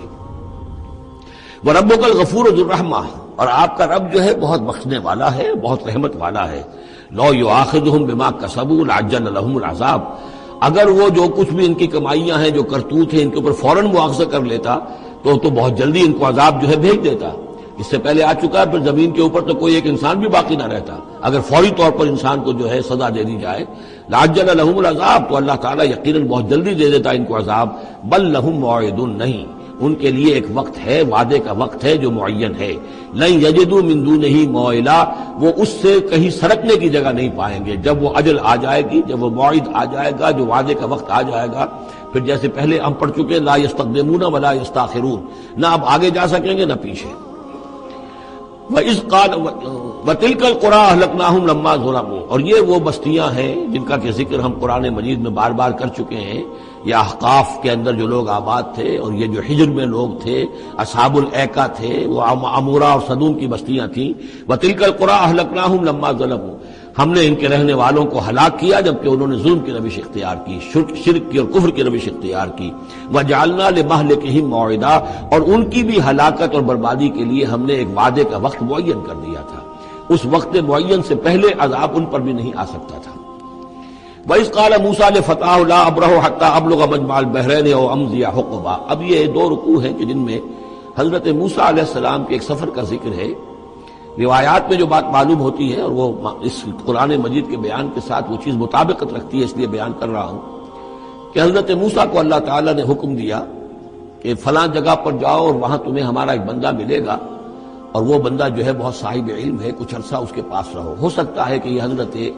موسیٰ علیہ السلام کا بھی ابتدائی دور ہو نبوت کا، اور جیسے کہ اللہ تعالیٰ نے ہمیں معلوم ہے روایات سے 3 برس تک جو حضور صلی اللہ علیہ وسلم کی تعلیم کا بندوبست کیا ہے، ایک فرشتہ جو ہے مستقل جو ہے آپ کے ساتھ رہا ہے۔ اسی طریقے سے شاید اللہ تعالیٰ نے کسی یا تو فرشتے کو، جسے ہم خضر کہہ دیتے ہیں، یہ بھی کوئی یقین کے ساتھ معلوم نہیں کہ وہ خضر علیہ السلام، قرآن میں ان کا نام نہیں ہے، یہ بھی رائے ہے کہ وہ فرشتے ہیں،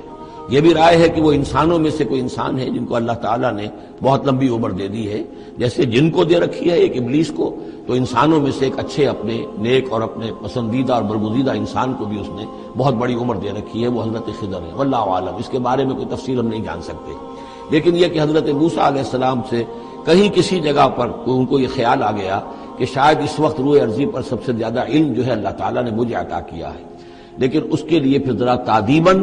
اور تربیتاً اور تعلیماً اب انہیں کہا گیا کہ فلاں ہمارا بندہ فلاں جگہ جاؤ، تمہاری ملاقات ہوگی، کچھ دیر اس کے پاس رہو اور دیکھو کہ وہ اس سے کیا حکمت تم سیکھ سکتے ہو۔ اب اس کے لیے حضرت موسیٰ نکلے ہیں اپنے نوجوان ساتھی خادم کے ساتھ، یوشع ابن نون ان کو ساتھ لے کر۔ وَإِذْ قَالَ مُوسَىٰ لِفَتَاهُ لَا أَبْرَحُ حَتَّىٰ أَبْلُغَ مَجْمَعَ الْبَحْرَيْنِ، اور جب کہا موسیٰ نے اپنے اس نوجوان ساتھی سے جن کا نام یوشع ابن نون ہے کہ میں نہیں باز آؤں گا یہاں تک کہ چلتا رہوں اور پہنچ جاؤں مجمع البحرین تک، جہاں پر کہ دونوں دریا مل جاتے ہیں، او امضی حقبا، یا پھر میں چلتا رہوں گا چاہے وہ مجھے سینکڑوں برس گزر جائیں، میں چلتا رہوں گا۔ بتایا گیا تھا مجمع البحرین پر وہ ملے گا اور خاص نشانی اس کی بتا دی گئی تھی کہ ہمارا وہ بندہ وہاں ملے گا تمہیں۔ اب مجمع البحرین پر بھی اختلاف ہے، ایک کا تو خیال یہ ہے، وہ جو نقشہ میں نے آپ کو دکھایا تھا، کہ یہ جو ریڈ سی ہے، اس کی جو دو کھاڑیاں ہو جاتی ہیں، تو ان کا جو مقام اتصال ہے گویا کہ وہاں بھیجا گیا کہ یہاں پر، لیکن صحیح رائے زیادہ جو ہے وہ یہ ہے کہ یہ جو دریائے نیل آتا ہے مصر میں، تو یہ سوڈان سے آتا ہے، تو دو دریا مل کر یہ دریا بنتے ہیں، النیل الازرق اور النیل الابیض، ایک سفید رنگ کا پانی ہے اور ایک میں نیلے رنگ کا پانی ہے۔ یہ نقشہ ہمیں بھی اٹک پر نظر آتا ہے، دریائے سندھ جو تربیلا سے نکل کر پانی آتا ہے وہ نیلے رنگ کا ہے، اور جو دریائے کابل کا پانی آ رہا ہوتا ہے مغرب سے، تو اس کا وہ پانی گدلا ہے، اور کافی دور تک پھر ہمیں نظر آتا ہے کہ یہ دریائے کابل کا پانی چل رہا ہے گدلے رنگ کا، اور یہ صاف صاف پانی جو ہے دریائے سندھ کا چل رہا ہے۔ تو اسی طرح کا معاملہ وہاں پر ہے، نیل جو ہے نیلا نیل اور سفید نیل، النیل الازرق اور النیل الابیض، وہاں پر پہنچے ہیں کہیں، یہ یوں سمجھیے خرطوم کے آس پاس، کہ میں اب چلتا جاؤں گا۔ فلما بلغا مجمع بینہما، جب یہ پہنچ گئے اس دونوں دریاؤں کے ملنے کی جگہ پر، نسیا حوتہما، یہ بتا دیا گیا تھا کہ ایک جو مچھلی ہے تل کر اس کو ساتھ لے لینا تاکہ تمہارے وہ غذا کا کام بھی دے گی، اور اسی کو نشانی بنانا تھا اللہ نے بتانے کے لیے کہ کس جگہ پر وہ اس شخص سے ملاقات ہوگی۔ جب وہ پہنچے ان دونوں کی مجمع کے مقام پر، نسیا حوتہما، دونوں بھول گئے اپنی اس مچھلی کو، فاتخذ سبیلہ فی البحر سربا، اور وہ مچھلی جو ہے وہ زندہ ہو کر، حالانکہ بھنی ہوئی تھی تلی ہوئی تھی، وہ زندہ ہو کر اور اس نے وہ سرنگ سی بنا کر اور سمندر میں چلی گئی۔ فلما جاوزا، اب یہ نقشہ جو ہے یہ ان کے جو ساتھی تھے یوشع ابن نون، انہوں نے دیکھا ہے اپنی نگاہ سے کہ یہ معاملہ ہوا ہے، لیکن یہ کہ اس کا تذکرہ کرنا حضرت موسیٰ علیہ السلام سے بھول گئے۔ فلما جاوزا، جب وہ وہاں سے آگے نکل گئے، قال لفتاہ آتنا غداءنا، انہوں نے اپنے اس نوجوان ساتھی سے کہا، خادم سے، کہ بھئی ہمارا وہ کھانا لے آؤ، ناشتہ لے آؤ، لقد لقینا من سفرنا ھذا نصبا، اب ہمیں اس سفر سے کوئی تکان طاری ہو گئی ہے، ایگزاسشن ہو رہی ہے۔ اور یہاں یہ نقطہ بیان کیا ہے مفسرین نے کہ چونکہ اس اصل مقام سے آگے نکل آئے تھے اس لیے اب تکان ہوئی ہے، ورنہ جو مقام تک پہنچنا تھا وہاں تک انہیں تکان کا کوئی احساس نہیں ہوا۔ قال ارأيت إذ أوينا إلى الصخرة، اس نوجوان نے یہ کہا خادم نے کہ آپ دیکھیے، جب ہم اس چٹان کے پاس تھوڑی دیر کے لیے رکے تھے سستانے کے لیے، فإني نسيت الحوت، تو میں اس مچھلی پر نگاہ رکھنا بھول گیا، اس کی حفاظت کرنا بھول گیا، وما انسانیہ الا الشیطان ان اذکرہ، اور شیطان نے مجھے بلائے رکھا کہ میں آپ سے ذکر بھی نہیں کر سکا۔ واتخذ سبیلہ فی البحر، وہ تو زندہ ہو کر اور اس نے اپنا راستہ بنایا اور سمندر میں اتر گئی یا دریا میں اتر گئی۔ عجبا، بہت عجیب یہ واقعہ تھا جو پیش آیا تھا۔ قال ذالک ما کنا نبغی، اب حضرت موسیٰ نے کہا اسی کے تو ہم تلاش میں تھے، یہی تو نشانی بتائی گئی تھی کہ یہاں پر، اب چلو واپس وہیں۔ فارتدا علی آثارہما قصصا، تو وہ اب لوٹے اپنے نقوش پا کو دیکھتے ہوئے، چونکہ وہیں پہنچنا ہے اب جہاں پر کہ وہ مچھلی جو ہے وہ زندہ ہو کر اور دریا میں اتر گئی تھی۔ فوجد عبدا من عبادنا، اب جو وہاں پہنچے تو پایا ہمارے بندوں میں سے ایک خاص بندے کو، آتیناہ رحمتا من عندنا، ہم نے اسے رحمت عطا کی تھی خاص اپنے پاس سے، وعلمناہ من لدنا علما، اور اسے علم سکھایا تھا خاص اپنے پاس سے۔ یہ علم لدنی ایک اصطلاح ہے جو یہیں سے لفظ اخذ کیا گیا ہے۔ ایک علم وہ ہے جو ہم سیکھتے ہیں، جو بھی پڑھتے ہیں سیکھتے ہیں، تفسیر پڑھی ہے، عربی پڑھی ہے، نحو پڑھی ہے، فقہ پڑھی ہے، یہ علم حاصل ہو رہا ہے، یا جیوگرافی پڑھی ہے، تاریخ پڑھی ہے۔ ایک وہ علم ہے جو اللہ کسی کے دل میں ڈال دیتا ہے بغیر کسی مادی طور پر دنیاوی اعتبار سے کسی تحصیل علم کی مشقت سے گزرے ہوئے، اس کو علم لدنی کہتے ہیں۔ لدن کہتے ہیں نزدیک، لدن اللہ لدنی، ہم نے اپنے پاس سے، اپنے خاص خزانہ فضل سے، خاص خزانہ فیض سے اسے علم عطا کیا تھا۔ ہم نے اسے رحمت بھی دی تھی، آتیناہ رحمۃ من عندنا وعلمناہ من لدنا علما۔ قال له موسیٰ، ان سے کہا موسیٰ نے، هل اتبعک، اگر آپ اجازت دیں تو میں کچھ عرصہ آپ کے ساتھ رہوں، علی ان تعلمنی مما علمت رشدا، لیکن اس لیے اس شرط کے ساتھ کہ آپ مجھے بھی سکھائیں کچھ جو آپ کو علم دیا گیا ہے، اور جو بڑی سعادت مجھے اللہ نے بتایا ہے کہ آپ کو اللہ نے بڑا عقل، بڑی سمجھ بوجھ اور بڑی حکمت عطا کی ہے۔ قال انک لن تستطیع معی صبرا، انہوں نے کہا کہ دیکھو تم میرے ساتھ رہ کر صبر نہیں کر سکو گے۔ وکیف تصبر علی ما لم تحط بہ خبرا، اور کیسے صبر کرو گے اس چیز پر کہ جس کا کہ علم تمہارے پاس نہیں ہے، جس کا تم نے احاطہ نہیں کیا ہے، تمہیں تو بات بڑی غلط لگے گی، عجیب سی لگے گی۔ قال ستجدنی انشاءاللہ صابرا، حضرت موسیٰ نے کہا کہ نہیں، انشاءاللہ آپ مجھے صابر پائیں گے، میں صبر کروں گا، ولا اعصی لک امرا، اور میں آپ کی کسی حکم کی خلاف ورزی نہیں کروں گا۔ اب دیکھیے یہاں انشاءاللہ صبر کے ساتھ تو آ گیا، ولا اعصی لک امرا، آپ کے حکم کی خلاف ورزی نہیں کروں گا، یہاں انشاءاللہ نہیں آیا ہے، اور اسی میں خلاف ورزی ہو گئی، یعنی یہ کہ انہوں نے جو حکم دیا تھا پھر اس کی وہ پابندی نہیں کر پائے۔ ولا تقولن لشیء انی فاعل ذلک غدا، اس کے ساتھ اس کو جوڑ لیجئے جو اب پڑھا ہے اسی صورت میں، حضور سے کہا گیا تھا کبھی نہ یہ کہیے گا، یہاں بھی کہتے ہیں انشاءاللہ میں کوشش کروں گا، انشاءاللہ اللہ تعالیٰ کے فضل و کرم سے میں آپ کے حکم کی خلاف ورزی نہیں کروں گا۔ قال فإن اتبعتنی، اب یہ حکم ہے ان کا، انہوں نے کہا کہ اگر تم میرے ساتھ چلنا چاہتے ہو، رہنا چاہتے ہو، فلا تسألنی عن شیء، تو کسی چیز کے بارے میں مجھ سے خود مت پوچھنا، حتی احدث لک منہ ذکرا، یہاں تک کہ میں خود اس کے بارے میں کوئی تذکرہ کروں، بس دیکھتے جاؤ جو بھی میرے ساتھ ہو رہا ہے، دیکھتے رہو، آبزرو کرو، چپ رہو، خاموش رہو، میں جب مناسب سمجھوں گا جو اصل حکمت ہے ان چیزوں کی کہ جو تمہارے مشاہدے میں آئیں گی وہ میں تمہیں بتا دوں گا، لیکن تم مجھ سے سوال نہیں کرو گے۔ فانطلقا، اب وہ دونوں چلے، گویا کہ حضرت موسیٰ نے وہ بات مان لی۔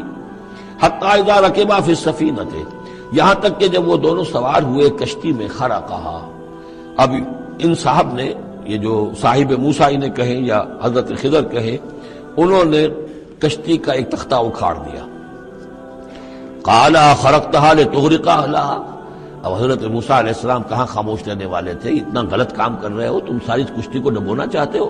کیا تم نے توڑ ڈالا ہے، پھاڑ دیا ہے اس کشتی کو تاکہ غرق کر دو اس کے اندر جو سوار ہیں ان سب کو؟ لقد جئت شیئا امرا، یہ تو آپ نے ایک بہت غلط کام کیا، بہت بھاری ایک جرم ہے جو آپ سے سرزد ہوا ہے۔ قال الم اقل انک لن تستطیع معی صبرا، انہوں نے کہا کیا میں نے نہیں کہا تھا کہ تم میرے ساتھ صبر نہیں کر سکو گے؟ تو اصل بات سمجھ لیجئے وہ کیا ہے کہ دنیا میں جو ظاہر میں کوئی عمل ہو رہا ہوتا ہے ہم اس کو دیکھتے ہیں، اس کے پیچھے اللہ کی کیا مشیت کام کر رہی ہے وہ ہمیں نظر نہیں آتی۔ بظاہر کوئی شے ہمارے لیے بری ہے، اس کے پیچھے کوئی خیر آ رہا ہے، ہم اس بری چیز کو برا سمجھ کر اور وہ ہم جو ہے نالا و شیون کا معاملہ اختیار کر دیتے ہیں۔ عسیٰ ان تکرہوا شیئا وہو خیر لکم وعسیٰ ان تحبوا شیئا وہو شر لکم واللہ یعلم وانتم لا تعلمون، یہ ہے اصل میں وہ بات کہ جو سورہ بقرہ میں ہم نے پڑھی تھی۔ ہو سکتا ہے تم کسی چیز کو برا سمجھو جبکہ حقیقت میں وہ تمہارے لیے بہتر ہو، اور ہو سکتا ہے کہ تم کسی چیز کو اچھا سمجھو، حقیقت میں تمہارے لیے وہ مضر ہو۔ اللہ جانتا تم نہیں جانتے، تو تفویض الامر ہونا چاہیے اللہ کی طرف، اے اللہ جو تجھے میرے لیے پسند ہے۔ لیکن یہ جو بھی فرشتے کر رہے ہوتے ہیں، اور ظاہر بات ہے یہ بھی ہو سکتا ہے فرشتے ہوں یا اولیاء اللہ میں سے کسی کی روح ہے، تو جیسا کہ شاہ ولی اللہ کا قول میں نے آپ کو سنایا ہے کہ وہ بھی ملائکہ کے طبقہ اسفل میں شامل ہو جاتے ہیں اور وہی اللہ تعالیٰ کے احکام کی جو ہے تنفیذ کرتے ہیں۔ تو یہ شرعی احکام نہیں ہے، یہ تکوینی احکام ہے۔ کسی کا بچہ جو ہے چھت کے اوپر سے گرا مر گیا، اب وہ تو چیخ رہا ہے، ماں بھی چیخ رہی ہے، بہن بھائی بھی چیخ رہے ہیں، اب کیا پتا کہ یہ بچہ جو ہے اگر بڑا ہو جاتا تو یہ ماں باپ کے لیے سہان روح ہوتا، اللہ نے ان کے لیے خیر کیا ہے کہ اس بچے کو اس وقت لے لیا ہے، لیکن انہیں تو پتا نہیں کہ آئندہ کیا ہونا تھا۔ تو ہم ظاہر کو دیکھ کر جو ہے گھبرا جاتے ہیں اور اس کو اپنے لیے برا سمجھ بیٹھتے ہیں، جبکہ اللہ تعالیٰ کی بیدک الخیر، اللہ کے ہاتھ میں خیر ہی خیر ہے۔ لیکن ہماری شارٹ سائٹڈنس ہے کہ جس کی وجہ سے ہم چیزوں کو کسی اور رنگ میں لے رہے ہیں. اس کے لیے یہ 3 واقعات ہیں کہ جو دکھائے گئے. قال لا تؤاخذنی بما نسیت ولا ترهقنی من امری عسرا. تو انہوں نے کہا، حضرت موسیٰ نے عرض کیا لا تؤاخذنی بما نسیت، مجھ سے مواخذہ نہ کیجئے اس پر کہ میں بھول گیا کہ میں نے آپ سے وعدہ کیا تھا کہ میں آپ سے کوئی سوال نہیں کروں گا. ولا ترهقنی من امری عسرا، اور نہ دباؤ ڈالیے مجھ پر میرے معاملے میں کچھ زیادہ سختی نہ کیجئے. ایسا نہ ہو کہ ایک ہی دفعہ کی میری غلطی کے اوپر کہتے جاؤ اب یہاں سے، بلکہ ذرا یہ نرمی کیجئے. فانطلقا، اب پھر چلے دونوں. حتی اذا لقیا غلاما قتلہ، جب ایک نوجوان سے ملاقات ہوئی اس نے قتل کر دیا اس کو، حضرت خضر نے. قال قتلت نفسا زکیۃ بغیر نفس، حضرت موسیٰ علیہ السلام پھر بولے یہ کیا کیا آپ نے؟ ایک بے گناہ جان کو آپ نے قتل کر دیا اس کے بغیر کہ اس نے کسی کا خون بہایا ہو. لقد جئت شیئا نکرا، یہ تو آپ نے بہت ہی نامعقول حرکت کی ہے. قال الم اقل انک لن تستطيع معي صبرا، اب انہوں نے بھی ذرا ڈانٹ کے انداز میں کہا الم اقل لک، کیا میں نے نہیں کہا تھا تم سے کہ تم میرے ساتھ صبر نہیں کر سکو گے؟ قال ان سألتك عن شيء بعدها فلا تصاحبني. حضرت موسیٰ نے عرض کیا کہ اچھا ٹھیک ہے، اب اگر تیسری مرتبہ مجھ سے غلطی ہو جائے، دوسری مرتبہ اور مجھے معافی دے دیں، اگر اب میں اس کے بعد کوئی آپ سے سوال کروں تو پھر ٹھیک ہے، آپ مجھے اپنے ساتھ نہ رکھیے گا. فلا تصاحبنی، پھر یہ کہ میں اپنا راستہ لے لوں گا. قد بلغت من لدنی عذرا، میری جانب سے آپ نے جو ہے حجت قائم کر دی ہے اور آپ عذر جو ہے اب آپ کر سکتے ہیں کہ آپ مجھے اپنے ساتھ نہ رکھیں، یعنی خطا میری ہے. فانطلقا، پھر چلے. حتی اذا اتیا اہل قریۃ استطعما اہلھا، اور جب یہاں تک کہ وہ پہنچے ایک بستی والوں کے پاس، وہاں انہوں نے ان سے چاہا کہ وہ انہیں کھانا کھلائیں. مسافر جیسے ہوتے ہیں، بھائی ہم لوگ آئے ہیں، مسافر ہیں، آپ کی بستی میں آئے ہیں تو ہمیں کھانا کھلائیے. فابوا ان یضیفوہما، تو وہاں کی بستی والوں نے، وہ ایسے کچھ کٹھور اور شقی لوگ تھے، انکار کر دیا ان کی ضیافت سے، انہیں کچھ کھانے کو نہیں دیا. فوجدا فیہا جدارا، وہاں انہوں نے دیکھا ایک دیوار، یرید ان ینقض، کہ بالکل گرنے کو ہے، ٹوٹنے کو ہے، گرنے کو ہے. فاقامہ، تو وہ حضرت خضر نے اس کو سیدھا کر دیا، بنا دیا اور سیدھا کر دیا، مضبوط کر دیا. قال لو شئت لاتخذت علیہ اجرا، تو حضرت موسیٰ نے پھر کہا کہ اگر آپ چاہتے، یہ اتنے ناہنجار لوگ، انہوں نے مسافروں کو کھانا تک نہیں دیا اور آپ نے بغیر مزدوری لیے ہوئے ان کا کام کر دیا، ان کی دیوار سیدھی کر دی. لو شئت لاتخذت علیہ اجرا، آپ اس پر اجرت طلب کرتے ان سے، اور یہ جو اجرت سے جو ہے بہرحال ہم جو ہے کچھ نہ کچھ کھاتے پیتے. قال ھذا فراق بینی و بینک، کہ بس یہ اب میرے اور آپ کے درمیان اب علیحدگی کا وقت ہے. سأنبئک بتأویل ما لم تستطع علیہ صبرا، اب میں تمہیں بتائے دیتا ہوں اصل راز اور حقیقت ان چیزوں کا جس پر کہ آپ صبر نہ کر سکے. اما السفینہ، جہاں تک اس کشتی کا معاملہ ہے، فکانت لمساکین یعملون فی البحر، تو یہ ان مزدوروں کی ملکیت تھی کہ جو دریا میں محنت کرتے ہیں. جیسے کشتی ہے، ادھر سے ادھر اتار دیا، 2 پیسے لے لیے، ایک پیسہ لے لیا، یہ مزدوری کر رہے ہیں، ان کے لیے گویا کہ کمائی کا اور ان کی معاش کا یہی ذریعہ ہے. فاردت ان اعیبھا، میں نے یہ چاہا کہ اس کو عیبدار کر دوں. وکان وراءہم ملک یاخذ کل سفینۃ غصبا، جبکہ آگے جو ہے ایک بادشاہ تھا، حاکم تھا، جو ہر کشتی کو کہ جو ثابت و سالم ہے اسے وہ غصب کر رہا ہے، اس کو جو ہے کنفسکیٹ کر رہا ہے. جیسے آج کل بھی ہوتا ہے ہمارے ہاں، وہ ویگنز جو ہیں وہ پولیس والے روک لیتے ہیں، تو اسی طریقے سے وہ جو ہے قبضہ کر رہا ہے ان پر. یاخذ کل سفینۃ غصبا، اب وہ دیکھے گا کہ یہ تو ٹوٹی ہوئی کشتی چھوڑ دے گا. تو کشتی میں ایک تختہ لگا لینا تو آسان کام ہے، پوری تختی جا رہی تھی، تو میں نے ایک تختہ جو ان کا جو ہے توڑ دیا ہے تاکہ اسے ناقص سمجھ کر وہ بادشاہ جو ہے اسے ریجیکٹ کر دے اور اس کشتی کو نہ لے، تو ان مزدوروں کی پوری کشتی بن جائے. ایک تختہ توڑنے سے تختی بچتی ہے، اور یہ سالم رہتی تختی تو پوری کشتی جا رہی تھی. تو میں نے ان کے خیر کے لیے کیا ہے، جس کو تم نے یہ سمجھا کہ شاید میں لوگوں کو ہلاک کرنے کے لیے میں نے یہ قدم اٹھایا ہے. وَأَمَّا الْغُلَامُ، اور جہاں تک اس لڑکے کا معاملہ ہے، نوجوان کا، فَكَانَ أَبَوَاهُ مُؤْمِنَيْنِ، اس کے والدین بڑے نیک اور صالح ہیں، والدین دونوں کے دونوں. فَخَشِينَا يُرْهِقَهُمَا طُغْيَانًا وَكُفْرًا، اب ظاہر بات ہے کہ حضرت خضر کو معلوم ہوگا کہ اس کے جینز اچھے نہیں ہیں، بڑے شرارتی قسم کے جین اس کے اندر ہیں، اور یہ جب جوان ہوگا تو یہ آوارہ ہو کر اٹھے گا اور بہت سخت ہوگا اور اپنے والدین کے لیے سوہان رو بن جائے گا. یرہقہما طغیانا و کفرا، ناشکری اور زبردستی کر کے ان کو عاجز کرے گا، ستائے گا. فاردنا یبدلہما ربہما خیرا منہ زکاۃ واقرب رحما، تو ہم نے یہ چاہا کہ ان کا رب ان کے لیے بدل دے، اس سے بہتر اولاد اسے دے، بیٹا دے دے کہ جو اس کے لیے پاکیزگی میں بھی اور شفقت اور رحمت میں بھی اس سے بہتر ہو، جو ان کے لیے بڑھاپے میں سہارا بن سکے۔ تو ہم نے صرف یہ کیا ہے کہ یہ بچہ جو ہے وہ یہ ساری چیزیں جو اللہ کے حکم سے میں کر رہا ہوں، یہ گویا کہ تکوینی امور ہیں جو ہو رہے ہیں، یہ تشریعی امور نہیں ہے۔ تم شریعت کے حوالے سے دیکھ رہے ہو اور میں یہ تکوینی معاملات کر رہا ہوں اللہ کے حکم کے مطابق، اور یہ در حقیقت رحمت ہے جس کو کہ لوگوں نے یہ سمجھا ہوگا جن کا بچہ جو والدین کا فوت ہو گیا تو ان کے اوپر تو پہاڑ ٹوٹ پڑا ہوگا غم کا، لیکن اصل میں اللہ تعالیٰ نے یہ ان کے خیر کے لیے کیا۔ وَأَمَّا الْجِدَارُ، اور جہاں تک اس دیوار کا معاملہ ہے، فَكَانَ لِغُلَامَيْنِ يَتِيمَيْنِ فِي الْمَدِينَةِ، تو یہ دو غلام لڑکوں کی دیوار ہے جو شہر میں رہتے ہیں۔ وَكَانَ تَحْتَهُ كَنْزٌ لَهُمَا، اور اس دیوار کی جڑ میں ان کے لیے ایک دفینہ ہے۔ وَكَانَ أَبُوهُمَا صَالِحًا، اور ان کا باپ جو ہے وہ بہت نیک آدمی تھا، باپ نیک تھا، عین وہ جو سمجھئے کہ کسی جوانی میں یا کوئی وقت جو ہے وہ اس کی موت کا وقت آ گیا، بچے چھوٹے چھوٹے تھے، اس نے کچھ اپنی پونجی جو ہے گھر کے اندر ایک دیوار کی جڑ کے اندر بنیاد کے اندر دفن کر دی، یہ بڑے ہو جائیں بچے یہ نکال لیں۔ اب چونکہ وہ نیک تھا لہذا اللہ تعالیٰ کی طرف سے اس کا اہتمام ہو رہا ہے۔ دیوار اگر اس وقت گر گئی ہوتی تو یہ خزانہ ظاہر ہو جاتا، اور ابھی وہ بچے جو ہیں وہ چھوٹے ہیں، تو لہذا یہ لوگ جو ہے بستی والے کتنے ناہنجار ہیں جنہوں نے ہمیں کھانے کو نہیں دیا ہے، وہ کیا یتیموں کے اس مال کی کا لحاظ کریں گے؟ وہ سارا کا سارا اس مال کو قبضہ کر لیں گے۔ تو میں نے وہ دیوار بنا دی ہے۔ کان ابوہما صالحا، ان کا باپ بہت نیک آدمی تھا۔ فاراد ربک یبلغا اشدہما، تو آپ کے رب کا یہ فیصلہ ہوا کہ یہ دونوں بچے جو ہیں اپنی پوری جوانی کو، پختگی کو، بلوغت کو پہنچ جائیں، ویستخرجا کنزہما، اور پھر وہ اپنا خزانہ نکال لیں۔ رحمتا من ربک، یہ تینوں امور آپ کے رب کی رحمت کا منظر ہے۔ بظاہر جو بھی نظر آ رہا ہے تو دنیا میں جو حالات و واقعات ہو رہے ہیں یہ حقیقت دنیا کے اعتبار سے ہم اس کے ظاہر کو دیکھتے ہیں، اور ظاہر کے حوالے سے ہی دل گرفتہ ہو گئے، رنجیدہ ہو گئے، نقصان ہو گیا، یہ ہو گیا۔ ہاں اے فلک پیر جواں تھا ابھی عارف، کیا تیرا بگڑتا جو نہ مرتا کوئی دن اور، مرثیوں پر مرثیے کہے جا رہے ہیں، یہ سب کچھ ہوتا ہے، لیکن یہ کہ یہ پتہ نہیں ہوتا کہ اللہ تعالیٰ کی طرف سے جو بھی ہے وہ خیر ہے، اسی میں بھلائی ہے۔ تو بندہ مومن کا کام کیا ہے؟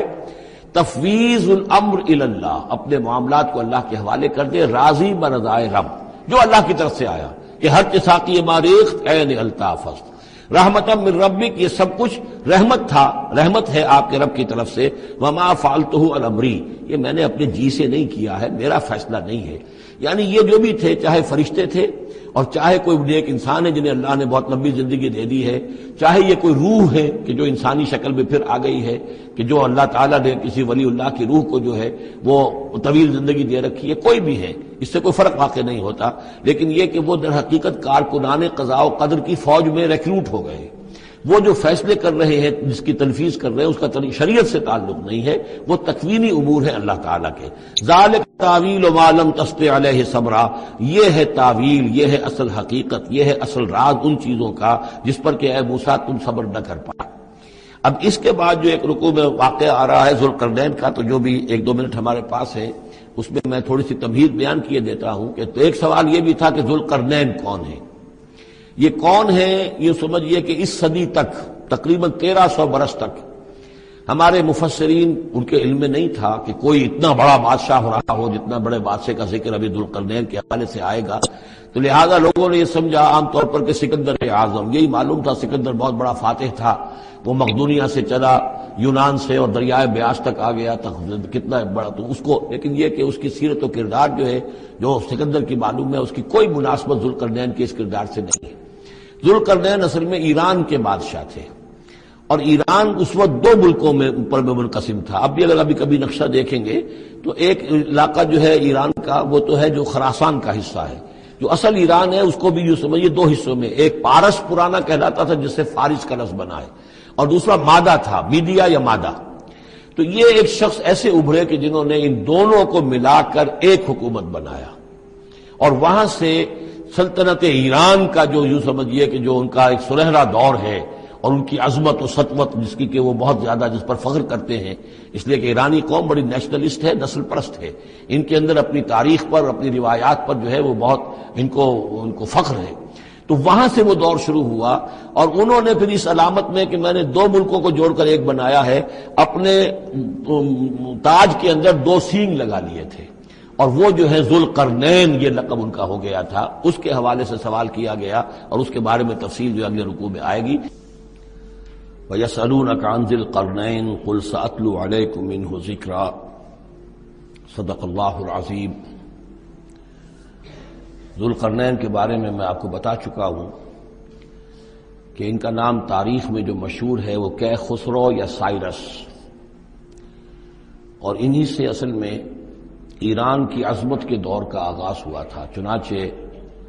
تقریباً میں سمجھتا ہوں کہ شاید 25-30 سال پہلے کی بات ہے، جب شہنشاہ ایران اس وقت جبکہ ان کی بادشاہت جو ہے وہ بڑے عروج پر تھی، انہوں نے 2500 سالہ برسی منائی تھی انہی کیخسرو کی، سائرس کی۔ ان کی قبر جو ہے مقبرہ وہ دریافت ہو گیا تھا، اور وہاں پر ان کا ایک مجسمہ بھی دریافت ہوا تھا کھدائی پر۔ اس مجسمے میں وہ 2 لگے ہوئے تھے، سینگ بھی۔ اس موضوع پر سب سے پہلے مولانا ابوالکلام آزاد مرحوم نے جو اپنی ترجمان القرآن کے نام سے انہوں نے مختصر ترجمہ اور تفسیر لکھی ہے، اس میں بڑے تفصیلی نوٹس لکھے ہیں۔ سب سے پہلے اہل علم کے حلقے میں ان کے بارے میں جو معلومات ہیں وہ ان کے ذریعے سے آئی ہیں، اب یہ تقریباً یونیورسلی ایکسیپٹڈ ہے۔ پھر سوال پیدا ہوتا ہے کہ ان سے کیا دلچسپی یہود کو تھی، تو وہ بھی سمجھ لیجئے کہ نبوکدنضر نے 587 قبل مسیح میں حملہ کیا تھا فلسطین پر، اور نبوکدنضر عراق کا بادشاہ تھا۔ اس مڈل ایسٹ کو ذہن میں رکھیے کہ میڈیٹرینین کے بالکل ساتھ ہے ملک شام، اور شام ہی کا ایک علاقہ فلسطین ہے۔ اس وقت جو ہے یہ فلسطین اور اسرائیل اور شرق اردن اور ویسٹ بینک اور لبنان، یہ سب مل کر جو ملک بنتے ہیں، در حقیقت یہ شام عرب ہے، یہ شام ہے۔ پھر اس کے مشرق میں یہ عراق عرب یا عراق ہے، اور اس کے مشرق میں پھر ایران ہے۔ تو عراق کا بادشاہ تھا جس نے حملہ کیا تھا یروشلم پر، تباہ و برباد کیا، اور ان کو قیدی بنا کر لے گیا۔ کیپٹیوٹی کا دور ان کا تقریباً 150 برس کا ہے۔ لیکن اس عرصے میں ایران میں یہ شخصیت ابھری کیخسرو کی یا سائرس کی۔ اس نے پھر فتوحات کا دائرہ شروع کیا، تو سب سے پہلے عراق کو فتح کیا، بیبیلونیا کو، اور یہاں پر جو یہ اسیر تھے یہودی، ان کو اجازت دے دی کہ تم واپس جاؤ، اپنا یروشلم آزاد کرو، اپنے جا کر آباد کر لو دوبارہ۔ تو گویا کہ یہ محسن ہیں ان کے، ذوالقرنین جو ہے ان کے محسن ہیں، جن کی وجہ سے کہ جن کے ذریعے سے اللہ تعالیٰ نے انہیں بیبیلونیا یعنی عراق کی کیپٹیوٹی جو ان کی اسارت کا دور تھا اس کو ختم کیا، آزادی ملی، اور پھر یہ واپس آئے۔ حضرت عزیر علیہ السلام کے ساتھ قافلہ آیا ہے، اور وہ تقریباً پھر انہوں نے آ کر یہاں اثر نو اس شہر کو بھی آباد کیا، اور ہیکل جو ہے حضرت سلیمان علیہ السلام کا بنایا ہوا جو عبادت خانہ تھا اس کو دوبارہ تعمیر کیا۔ اس اعتبار سے ذوالقرنین جو ہے وہ ان کی تاریخ میں ایک معروف شخصیت ہے۔ تاریخ سے معلوم ہوتا ہے کہ انہوں نے پھر ایران کی پہلی حکومت کو کنسولیڈیٹ کر کے پارس اور مادہ کو ملا کر ایک سلطنت ایران بنائی۔ پھر ان کی فتوحات کے 3 دائرے ہیں۔ مغرب کی طرف میڈیٹرینین تک پورا علاقہ فتح کر لیا، مشرق میں پھر یہ ہمارا جو مکران تک کا علاقہ ہے، یہ سارا کا سارا علاقہ ایران کے ساتھ ہی ملتا ہوا ہے، بلوچستان، مکران، یہ پورا علاقہ انہیں فتح کیا۔ ایک مہم ان کی شمال کی طرف گئی، بحیرہ کیسپین جو ہے، اور ادھر سے جو وہ بلیک سی ہے، بحیرہ اسود، ان دونوں کے درمیان جو پہاڑی سلسلے ہیں، یہ شمال کی طرف جو ہے تیسری مہم گئی۔ جیسے کہ حضرت عمر رضی اللہ تعالیٰ عنہ کے عہد میں بھی 3 لشکر نکلے تھے مسلمانوں کے جزیرہ نما عرب سے۔ ایک لشکر شام سے ہوتا ہوا پھر مصر کی طرف گیا ہے، ایک لشکر عراق سے ہوتا ہوا ایران کی طرف گیا ہے، اور ایک لشکر سیدھا شمال کی طرف گیا ہے، اور کوہ کاف تک جو ہے جس کو کوکیشیا کہتے ہیں، وہاں تک کی فتوحات حاصل کی مسلمانوں نے۔ تو تقریباً یہی سمجھیے کہ ایک بلو پرنٹ تھا جو کہ یعنی ہمارے اس دور خلافت راشدہ سے جو سمجھیے کہ لگ بھگ کوئی 2000 سال قبل جو ہے یہ واقعہ پیش آیا ہے، یا بلکہ اس سے کم، کوئی 1500 سال قبل یہ واقعہ پیش آیا ہے، اور یہ ذوالقرنین جو ہے یہ یہاں پر ایک بڑی عظیم سلطنت کے بانی بنے، لیکن نیک آدمی تھے۔ اور معلوم یہ ہوتا ہے کہ یہ اصل میں جو کہانیاں ہیں، یہ ان کے داستانیں ہیں کہ ان کو قتل کیا جانا تھا۔ یہ کہیں شہزادے تھے کسی چھوٹی سی مملکت کے، اور وہاں سے ان کو کسی نے بچایا کسی طریقے سے، اور پھر یہ صحرا میں رہے روپوش، اور وہاں کسی نبی کی تعلیم سے ان کو آشنائی ہوئی ہے۔ ہو سکتا ہے کوئی اسرائیلی نبی ہی کی تعلیم ہو، یہ بھی ہو سکتا ہے کہ زرتشت جو ہیں وہ بھی کوئی اللہ کے نبی ہوں اور ان کی تعلیم ان تک پہنچی ہو، لیکن خود ان کا کردار جو قرآن پیش کر رہا ہے وہ بہت ایک نیک مومن صالح ایک بندہ مومن اس کا کردار ہے. یہ کردار جو ہے کسی بھی درجے میں 1% بھی جو ہے وہ کسی اور دوسرے فاتح پر یا کسی اور حکمران کے اوپر جنہیں بھی ہم جانتے ہیں تاریخی اعتبار سے ان پر منطبق نہیں ہوتا. یہ انہی کی شخصیت ہے. وَيَسْأَلُونَكَ عَنِ ذِي الْقَرْنَيْنِ، اور اے نبی آپ سے پوچھ رہے ہیں ذوالقرنین کے بارے میں. قُلْ سَأَتْلُو عَلَيْكُم مِّنْهُ ذِكْرًا، ان سے کہیے میں ان قریب تمہیں اس کے بارے میں کچھ حالات بتاتا ہوں. اِنَّا مَكَّنَّا لَهُ فِي الْأَرْضِ،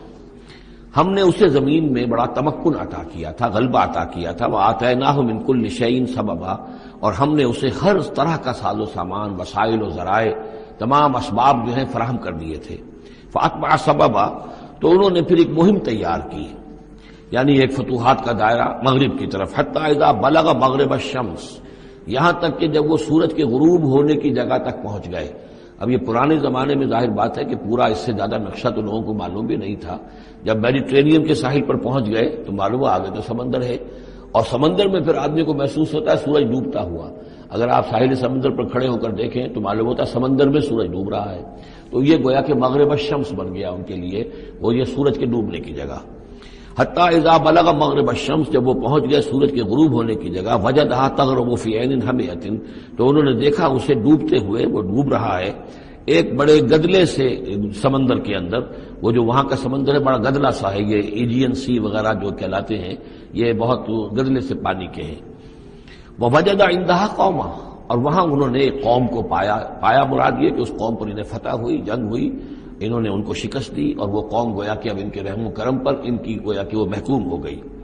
قلنا یا ذوالقرنین، ہم نے کہا ذوالقرنین سے. اب یا تو یہ کہ یہ شاید نبی ہوں، واللہ عالم، تو اللہ تعالیٰ کا اس طریقے سے براہ راست ان کو وحی کرنا. لیکن غیر نبی کو بھی اللہ تعالیٰ الہام کے ذریعے سے، جیسا کہ ہم نے دیکھا کہ وہ تو شہد کی مکھی کو بھی لفظ وحی آیا ہے، تو یہاں آیا ہم نے کہا اے قرنین. اور یہ بھی ہو سکتا ہے یہ صورتحال کی تعبیر ہو کہ گویا کہ وہ حالات زبان حال سے یہ کہہ رہے تھے. قلنا یا ذوالقرنین اما ان تعذب و اما ان تتخذ فیہم حسنا، کہ یا اے ذوالقرنین تمہیں پورا اختیار ہے، چاہو تو یہ جو مفتوح قوم ہے تمہاری اسے تم سزا دو، عذاب دو، ستاؤ انہیں، یا یہ کہ تم ان کے اندر اچھی روش اختیار کرو، ان کے ساتھ حسن سلوک کرو. قال، انہوں نے کہا اما من ظلم، جو کوئی ظالم ہے، بے انصاف ہے، ہو سکتا ہے اس سے مراد کفر اور شرک بھی ہو. فسوف نعذبہ ثم يرد الى ربہ فيعذبہ عذابا نکرا، تو اسے تو ہم عذاب دیں گے، سزا دیں گے، اور پھر وہ لوٹایا جائے گا اپنے رب کی طرف، پھر اس کا رب اس کو عذاب دے گا جو اصل عذاب ہے، برا عذاب، سخت عذاب. واما من آمن وعمل صالحا، اور جو لوگ ایمان لائیں گے اور یقین کریں گے حقائق پر، اللہ کو مانیں گے، وعمل صالحا، اور نیک عمل کریں گے، فلہ جزاء الحسنی، تو اس کو ہم اچھا بدلہ بھی دیں گے. وسنقول له من امرنا یسرا، اور اس سے ہم اپنے معاملے میں بھی نرم بات کریں گے. یعنی یہ کہ ان سے ٹیکس اگر لینے ہیں تو نرمی کے ساتھ لیں گے، جو مفتوحہ ممالک کے ساتھ معاملہ ہوتا ہے تو ہم ان کے ساتھ نرمی کا سلوک کریں گے جو ایمان لے آئیں گے. ثم اتبع سبابا، مغرب کی طرف سے فارغ ہو کر پھر اب یہ مشرق کی طرف گئے. پھر انہوں نے ایک اور مہم کا بندوبست کیا. حتی اذا بلغ مطلع الشمس، یہاں تک کہ جب وہ سورج کے طلوع ہونے کی جگہ تک پہنچ گئے. اب یہ جہاں تک تاریخی طور پر ثابت ہے وہ صرف مکران کے علاقے تک اتنی دور تک آئے ہیں، واللہ عالم. ہو سکتا ہے کہ مکران کے ساحل پر کھڑے ہو کر بھی انہیں محسوس ہوا ہو کہ بس اب یہ سورج جو ہے غروب ہو رہا ہے یا طلوع ہو رہا ہے وہاں سے. مطلع الشمس، تو وہاں جب پہنچے وجدها تطلع على قوم لم نجعل لهم من دونها سترا، تو انہوں نے پایا اس کو کہ وہ طلوع ہوتا ہے ایک ایسی قوم پر کہ جس کے لیے ہم نے آفتاب سے کوئی اوٹ نہیں رکھی ہے. یعنی یہاں کے جو قبائل تھے، گیڈروسیا وغیرہ یہ کہلاتا تھا اس زمانے کے اندر، یہ وحشی قبائل تھے، ان کو ابھی چھت بنانے کا فن نہیں آیا تھا. یعنی گھر جو ہوتے تھے وہ صرف دیواریں کھڑی ہوتی تھی، کہ جو خالی پلاٹ ہے زمین کا اس میں یہ دیوار کھڑی ہے، یہ میرا گھر ہے، تمہارا گھر ہے، لیکن گھر میں چھت وغیرہ کا بھی کوئی تصور ان کے ہاں نہیں تھا. ظاہر بات ہے کہ چھت ڈالنا جو ہے یہ تو ایک تمدن کے ارتقاء کے دور کی علامت ہے. تو وہ بغیر کسی سورج کے سائے کے وہ اپنی زندگی گزارتے تھے. کذالک، ایسا ہی ہوا وہاں بھی، یعنی جو پہلے ہوا تھا کہ یہاں بھی معاملہ وہی ہوا کہ اللہ تعالیٰ نے اختیار مطلق انہیں دیا، فتح دی، لیکن انہوں نے یہاں بھی یہی کہا کہ جو نیک لوگ ہوں گے ان کے ساتھ ہم نرمی کریں گے اور جو شریر ہوں گے ان کو سخت سزا دیں گے. وقد احطنا بما لدیہ خبرا، اور ہمیں پوری طرح معلوم ہے کہ جو وہاں اس کی خبر ہوئی اور جو بھی حالات وہاں گزرے، جو ماجرا وہاں ہوا. ثم اتبع سببا، اب یہ تیسری آ رہی ہے، ثم اتبع سببا، پھر اس نے ایک اور مہم تیار کی، یہ شمالی مہم ہے، حتی اذا بلغ بین السدین، یہاں تک کہ جب وہ دونوں پہاڑوں کے درمیان پہنچ گئے، دو سد، دو دیواروں کے درمیان پہنچ گئے، تو یہ سمجھ لیجئے بحیرہ کیسپیئن داہنی طرف ہے، مشرق میں بحر اسود، اس کے درمیان یہ سلسلہ کوہ ہے اور یہ پیرلل چلتے ہیں دو اور ان کے درمیان سے پھر وہ درے ہیں کہ جن میں سے ہو کر شمالی علاقے سے جو وحشی قبائل تھے وہ آ کر یہاں حملہ کرتے تھے، تاخت و تاراج کرتے تھے، لوٹ مار کر کے چلے جاتے تھے، جن کو یاجوج ماجوج کہا گیا ہے۔ حتی اذا بلغ بین السدین، جبکہ یہ پہنچے ان دونوں دیواروں کے درمیان، وجد من دونہما قوما، تو انہوں نے پایا ان دونوں کے برے ایسے لوگوں کو، لا یکادون یفقہون قولا، یہ لوگ بھی ایسے تھے غیر متمدن، کوئی بات سمجھتے نہیں تھے، یعنی زبان ایسی ہوگی کہ جو ان کی سمجھ میں نہیں آ رہی تھی، لیکن یہ کہ کسی نہ کسی ذریعے سے انہوں نے اپنا ایک مطلب، اپنی ایک عرضداشت پیش کی۔ قالوا یا ذا القرنین، انہوں نے کہا کہ اے ذو القرنین، ان یاجوج و ماجوج مفسدون فی الارض، یاجوج اور ماجوج جو قومیں ہیں یہ زمین میں بہت فساد مچانے والی ہیں،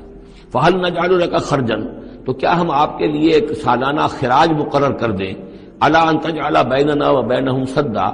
اس کے عوض کہ آپ ہمارے اور ان کے درمیان ایک سد تعمیر کر دیں، ایک دیوار حائل کر دیں کہ وہ ہم پر حملہ آور نہ ہو سکے، یعنی درے کو بند کر دیا جائے۔ یوں سمجھیے جس اصول پر کہ آج کل ڈیم بنتے ہیں، ڈیم کیا ہے کہ ایک پہاڑی سلسلہ یوں آ رہا ہے، ایک پہاڑی سلسلہ یوں آ رہا ہے، دریا درمیان میں سے گزر رہا ہے، آپ نے گزرگاہ پر ایک دیوار کھڑی کر دی تو یہ گویا کہ ایک آرٹیفیشل لیک کریٹ ہو گئی، پانی یہاں جمع ہو رہا ہے۔ تو اگر پہاڑی سلسلے دو چل رہے ہوں، ان کے درمیان جو راستہ ہے اس کو اگر بند کر دیا جائے، ایک دیوار کھڑی کر دی جائے اور اس دیوار کے مضبوط دیوار ہو، تو ظاہر بات ہے کہ پھر ادھر سے کوئی آ کر حملہ آور نہیں ہو سکتا، ان کے لیے ایک حفاظت کا سامان ہو جاتا ہے۔ یہاں یہ سمجھ لیجئے کہ یاجوج ماجوج سے کیا مراد ہے۔ حضرت یافس علیہ السلام، جو تین بیٹے تھے حضرت نوح علیہ السلام کے، سام، حام، یافس، سامی نسل کے بارے میں تو ہم نے بہت کچھ سمجھ لیا کہ حضرت ابراہیم بھی سامی نسل سے تھے، پھر قوم عاد بھی سام ہی کی نسل کی ایک شاخ تھی، قوم سمود بھی اسی کی شاخ تھی، یہ تمام جو ہے یہ تو سیمیٹک ریسز ہیں۔ حضرت یافس کی اولاد نے یہ سینٹرل ایشین ماؤنٹینز کا جو سلسلہ ہے اس کو کراس کیا اور شمال میں چلے گئے، اور شمال میں جا کر دائیں بائیں پھیل گئے، پھر یہ میدان ہے ٹنڈرے کے میدان اور فلانے میدان اور بڑے بڑے کھلے میدان ہیں، تو گویا کہ ایشیا کو درمیان میں جو سلسلہ کو ہے تقسیم کر دیتا ہے، ایک شمالی حصہ ہے، ایک اس کے جنوبی حصہ ہے، یہ شمالی میں چلے گئے اور جا کر پھر پھیلنے میں وہ مشرق کی طرف آئے تو چین اور ہند چینی تک یہ ساری قومیں جو ہیں یہ یلو ریسز، یہ انہی کی نسل سے ہیں، اور مغرب میں چلے تو روس، اور روس سے ہو کر روس کے ساتھ ملتا ہوا علاقہ ہے اسکینڈینیوین کنٹریز کے ساتھ، پھر وہاں سے وہ اتر کے اور یورپ کے بھی جو یہ مغربی ممالک ہیں، اینگلو سیکسنز جو ہیں، یہ بھی در حقیقت اسی سے اسکینڈینیوین کنٹریز سے اترے ہوئے لوگ ہیں۔ تو یوں سمجھ لیجئے کہ ویسٹرن یورپ اور ایسٹرن یورپ کا بھی خاص طور پر شمالی علاقہ،